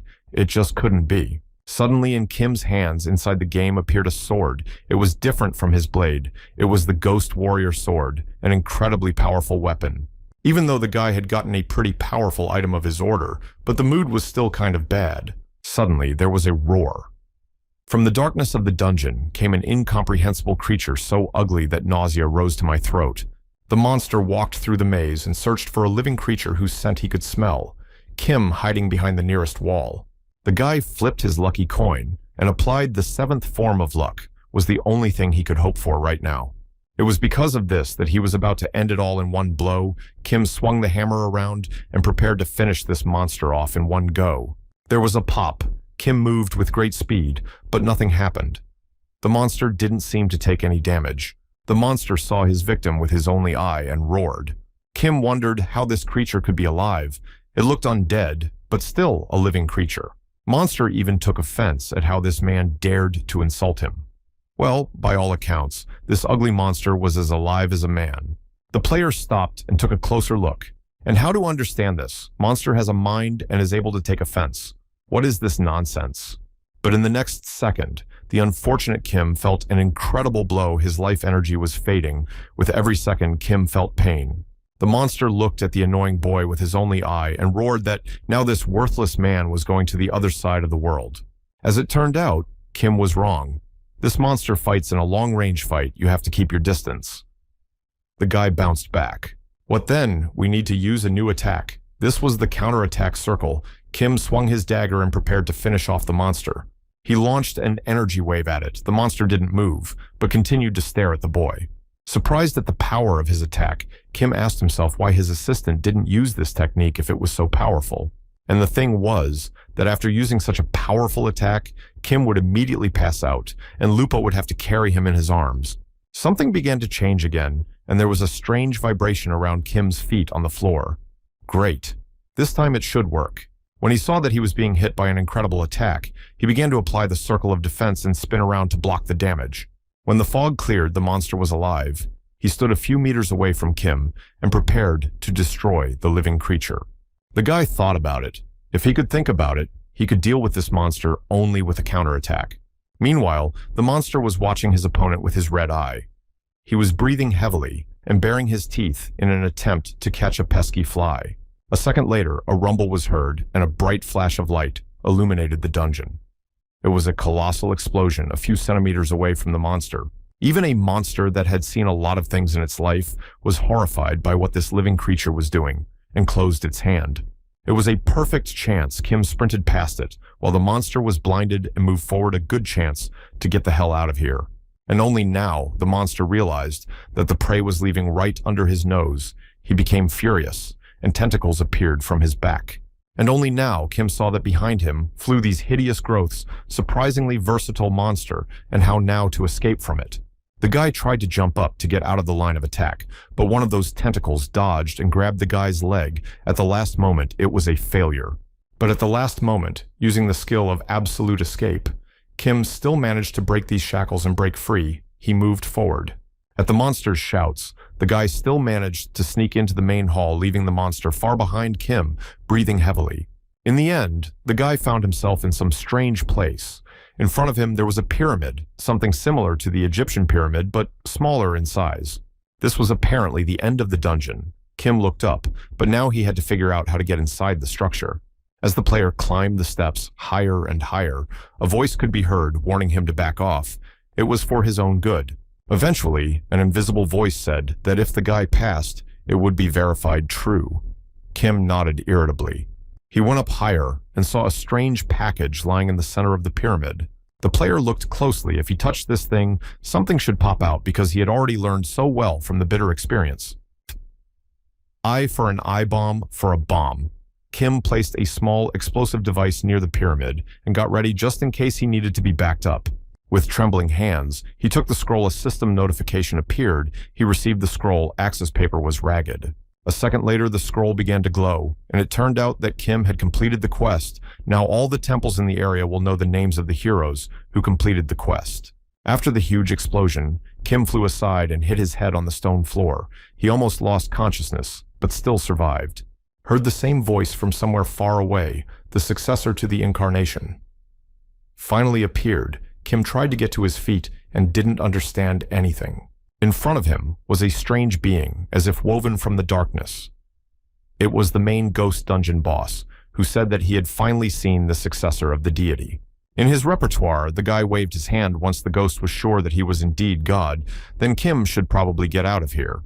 But suddenly, the guy heard a question the creature was asking if he had the right to incarnate. In that case, the guy has to prove and defeat him. The ghost moved closer to the intruder with a ghostly aura literally emanating from him. The creature had several burning eyes on its face and looked unpleasant to say the least, but there was nothing to do but fight.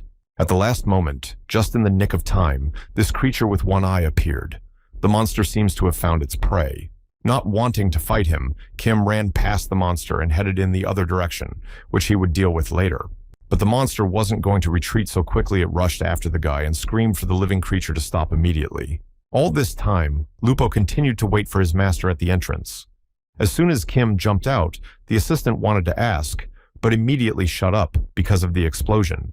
At the last moment, the unfortunate warrior saw a huge monster running after his master and approaching them at an incredible speed. Moreover, following this monster, a huge ghost flew out of the main hall, covering the entire space with its body. Kim ran past the assistant with incredible speed, and Lupo couldn't even move a finger because of the big shock. But eventually, he came to his senses and climbed up the rope they had left behind when they came down. Soon they got out. The fighter asked who they were, but Kim was already looking somewhere and swearing. They were in the middle of the pirates' treasure house. The captain had already woken up and noticed they were missing. One of the servants pointed his long spear at Kim and started laughing. In the end, it turned out that the same Count Marcel, very offended by this attitude to himself, told the pirates about Kim's plan. The robbers were about to capture them and send them to a fair trial, but suddenly, everything around them began to shake like an earthquake.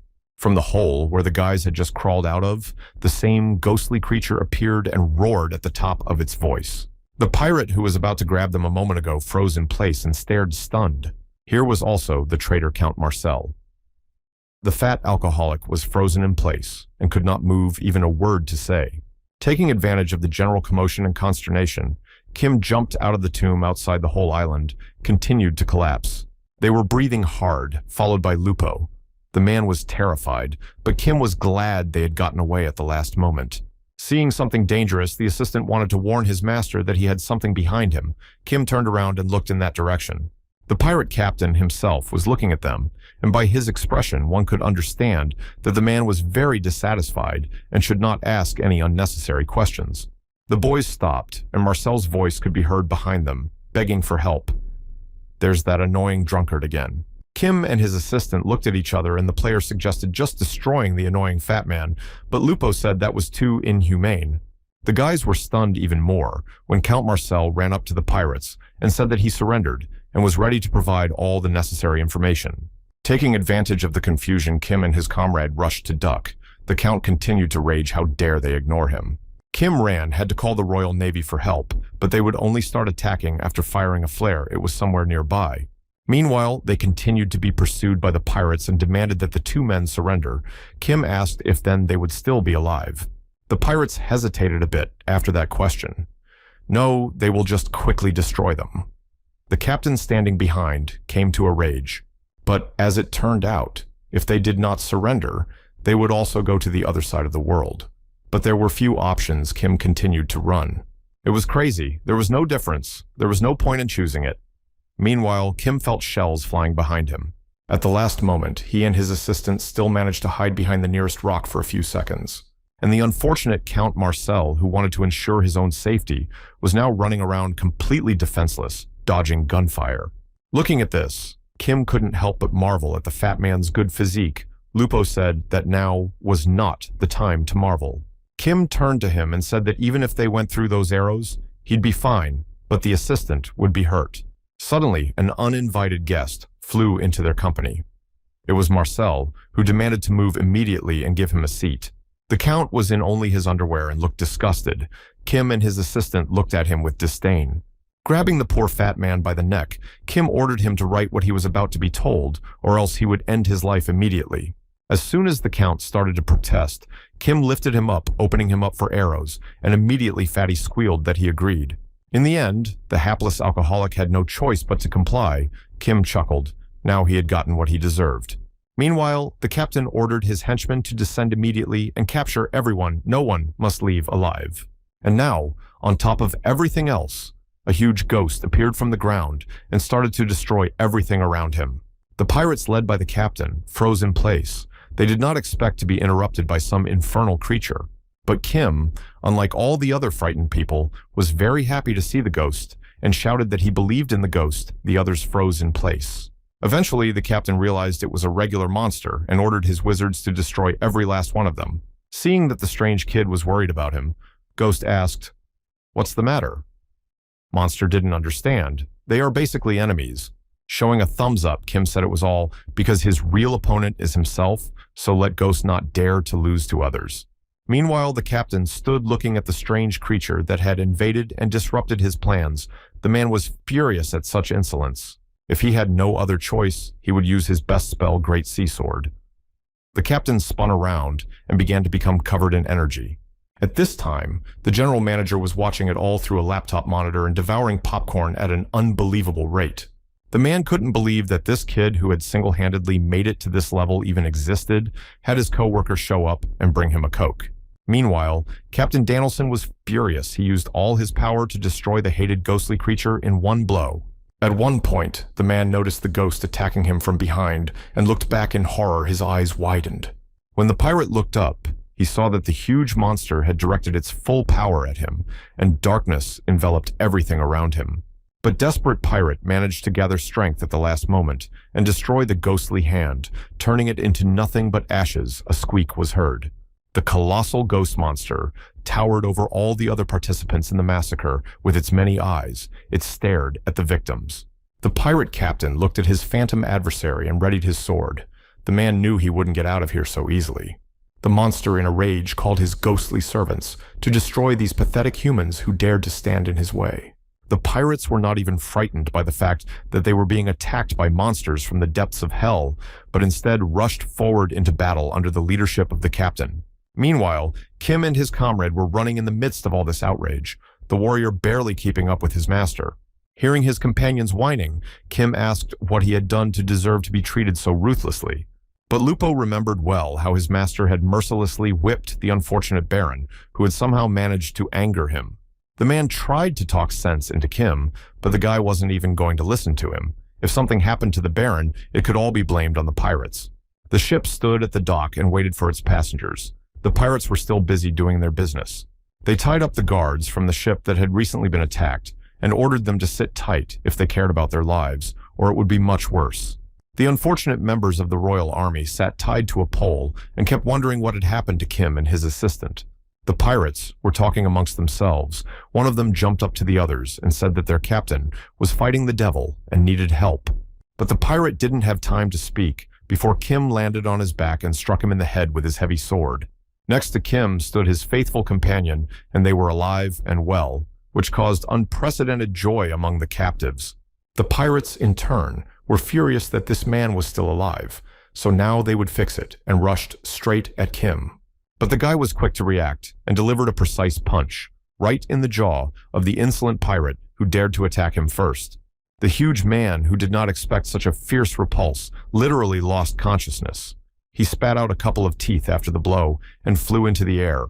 The sole of Kim's boot came down on his face, blocking the man's ability to rise, and he only growled. The guy seems to have gone insane as soon as he got hold of that sword. He was determined to kill anyone who got in his way, his eyes glistening with madness. The other pirates, seeing such a monstrous sight, froze in place and did not dare to move forward. No one wanted to give up their lives. Eventually, the intimidation worked, and the pirates started jumping overboard into the water and didn't care if there were sharks there. Now, even Kim saw that his horror ability had increased several times over. Was it all because of the Phantom Blade? But it was for the best. It was time to signal the Royal Navy. A huge firecracker was on the bow of the ship. Kim lit the wick and waited. The boys raised their heads when the shot rang out. Probably the pirate captain saw it too, but now it was better to wait for the Royal Navy. There was this little Baron Marcel running around saying that they should turn the ship around and head for land, that this was their chance, while the pirates were at a loss. But he wasn't even going to listen to this annoying man. He pushed him away with his foot like a soccer ball and said he changed his mind. Suddenly concerned, Lupo urged his master to look the other way, pointing his finger somewhere in his back. On the shore were raging pirates. They realized that they could not cope with this ghostly monster and went straight to their ship to save their lives. The monster followed right behind him. He was furious at how these nasty humans dared to run away from him, but the pirates ran as hard as they could. Kim was very upset at the sight of them. They were so nasty, they could have sorted it out between themselves. The guy wasn't going to open it before he left the island, but Kim pulled out the package. Let it be what it will be. The bundle opened, and a bright light poured out of it. The skill began to work at full capacity. From afar, It can be seen that on the ship, as if a bright pillar of light appeared from the light, there was a call of the holy animal. A second later, a magic sign appeared in the sky, resembling a triangle with several geometric shapes and electrical impulses emanating from it. Everyone around them began to panic. People were being swept up by the wind. Captain stood in the middle of it and didn't know what to do. On one of the stone ledges hung Lupo. Along with the Baron, the man held one of the royal guards, keeping him from flying into the sky. Captain Danielson looked up in amazement and couldn't believe what he was seeing. It was beyond his perception, and everyone else froze. Kim stood still and just opened his eyes to stare in front of him. He didn't expect such an effect after this spell. Luckily, his assistant arrived in time and tried to shake the gentleman awake. Kim only yelped. When the guy finally realized what he had done, he almost swallowed his tongue and summoned a real dragon, a huge lizard flying in the sky. The monster was truly colossal yellow in color with a muscular body and long horns it breathed, and steam came out of its mouth. It was the golden dragon. Suddenly heard his booming voice. The creature demanded his name. When Monster called Kim Master, the others were horrified. I mean, Master. What kind of name could he possibly have? He's a dragon. Holding the package with the magic spell in his hands, Kim still couldn't believe what he had done. In a second, the guy was in some strange place. His whole body became transparent. Okay, again, gambling is a gamble. The guy could not choose a normal name and preferred to rely on luck. Let the system itself choose a name for him, otherwise it's lazy to think up a name. But when the name Dragon Kim came up on the system notification screen, Kim was horrified. It's not even fair, he didn't even try to come up with a name. Why is it like this? Meanwhile, the huge lizard soared upwards and hovered in the air, looking at its master without expressing any emotion. However, upon recognizing his new name, the golden dragon rejoiced. His toothy maw stretched in a smile the dragon's beautiful name. The monster said that this name felt like Love Kim, and his companions just froze in place, unable to believe this nonsense. Kakim looked at him with a surprised look. Do dragons really think that way? It's nonsense to call a dragon. But it was still pathetic. It would have been better to call him King Knight, or the best, anyway, somehow. At this time, the assistant along with the count only squinted at Kim, who was already completely immersed in his reverie. Is it really him? Seriously. The pirates who were standing on the shore had already come to their senses. There was no need to be afraid. Most likely this dragon was just an illusion, and it would dissipate soon. All unanimously agreed, yes, the dragon is an illusion. Meanwhile, the phantom stood and stared in wonder at these fools for what they were doing. His ghost guards began to slowly evaporate, turning into a black haze and dissolving into thin air. Soon they were gone. Meanwhile, the big golden dragon soared through the sky and looked at the little people who appeared even tinier from this angle. The monster looked at the pirates and realized that there were quite a few bad people here. His mouth began to burst into flames. It's time to roast them. It was only now that the pirates realized the danger they were in that the men stopped where they were, and the dragon was preparing to fire a volley. And only when a powerful vortex of air fell on the pirates, they finally realized that the dragon is not an illusion, but a real monster. Kim and the others just stood and watched from afar as the monster was incredibly strong. Soon, when only embers were left of the pirates, the player and his friends were still sitting there watching this nightmare. After a few seconds, Lupo was together harassing the guy. The deputy was marveling at his power, and Marcel was demanding to sell this thing he was willing to give any money. Meanwhile, the dragon in the sky continued to sizzle everything around us, and we could not make out who he was lighting up. Well, when the flying lizard saw his master's hard stare, he shrank back like a little kitten. Kim said it seemed like the dragon had overdone it from the start, but the monster assured him it was fine. Suddenly, the rest of the pirates heard a loud explosion, and a bright fire flash lit up the sky before the people could even realize it. The dragon opened its mouth again, and there already appeared a huge fire sphere that was about to fall on the pirates. Meanwhile, these events were broadcast on absolutely every channel. It was a real dragon, for the first time in my life, appeared in this game, an incredible sight. The rest of the crew of the royal ship were still held captive by the pirates and could not get out. They had to sit in the dungeon. There was a big, bald pirate standing there looking down at the others. He was happy that they now had so many hostages at their disposal. People were talking amongst themselves as they suddenly stopped and looked away with surprised eyes. Someone must be coming. These two smiths, who were always pestering Kim, now said he had to come and save them by all means. He would of course come. A few seconds passed, and then there was a loud thud of people clutching their stomachs, hearing such nonsense it was impossible to contain laughter. Through tears, one of the captives said that this deceiver would never come to rescue them. Such is his nature, the smiths could not believe. The blacksmith was sure that Mr. Kim would come to him and save him. He was a good man. The ship could be seen from afar. It was still standing in its place without moving an inch, and it was full of prisoners. Meanwhile, the pirate captain was still alive. The man was breathing heavily. His eyes were covered in a white veil of rage. The man was out of his mind. Kim looked at him and wondered if this man had survived the encounter with the ghost, how strong he was in real combat. The captain took out of his pocket a small amulet wrapped in a cloth. It was some strange pebble like a bracelet.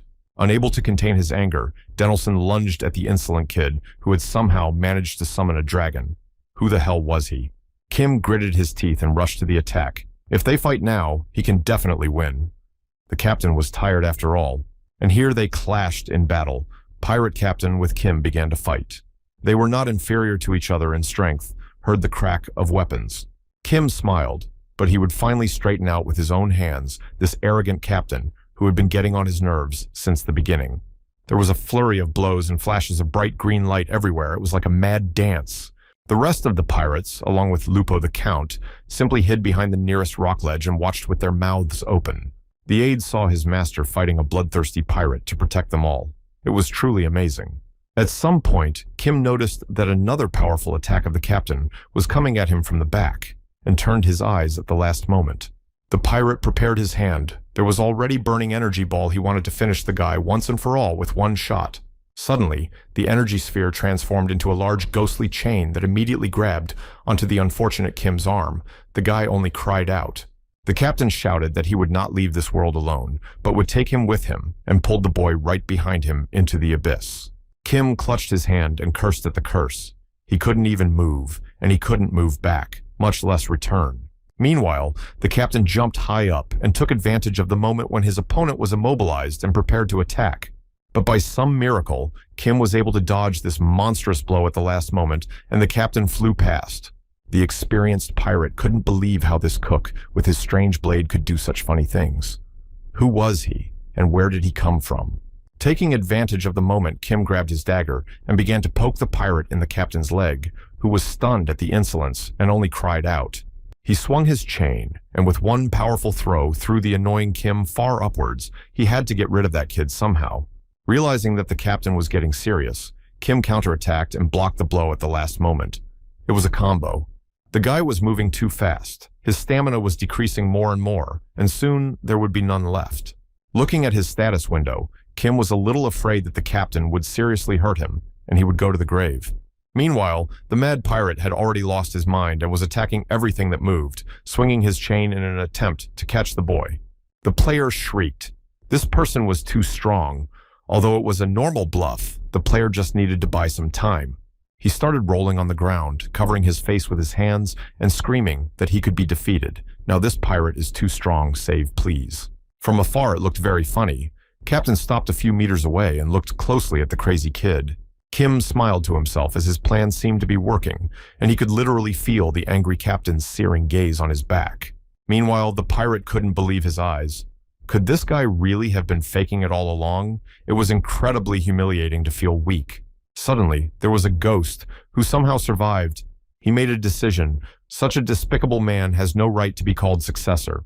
Showing him the middle finger, Kim asked him if he was some kind of village headman who decided who would become who.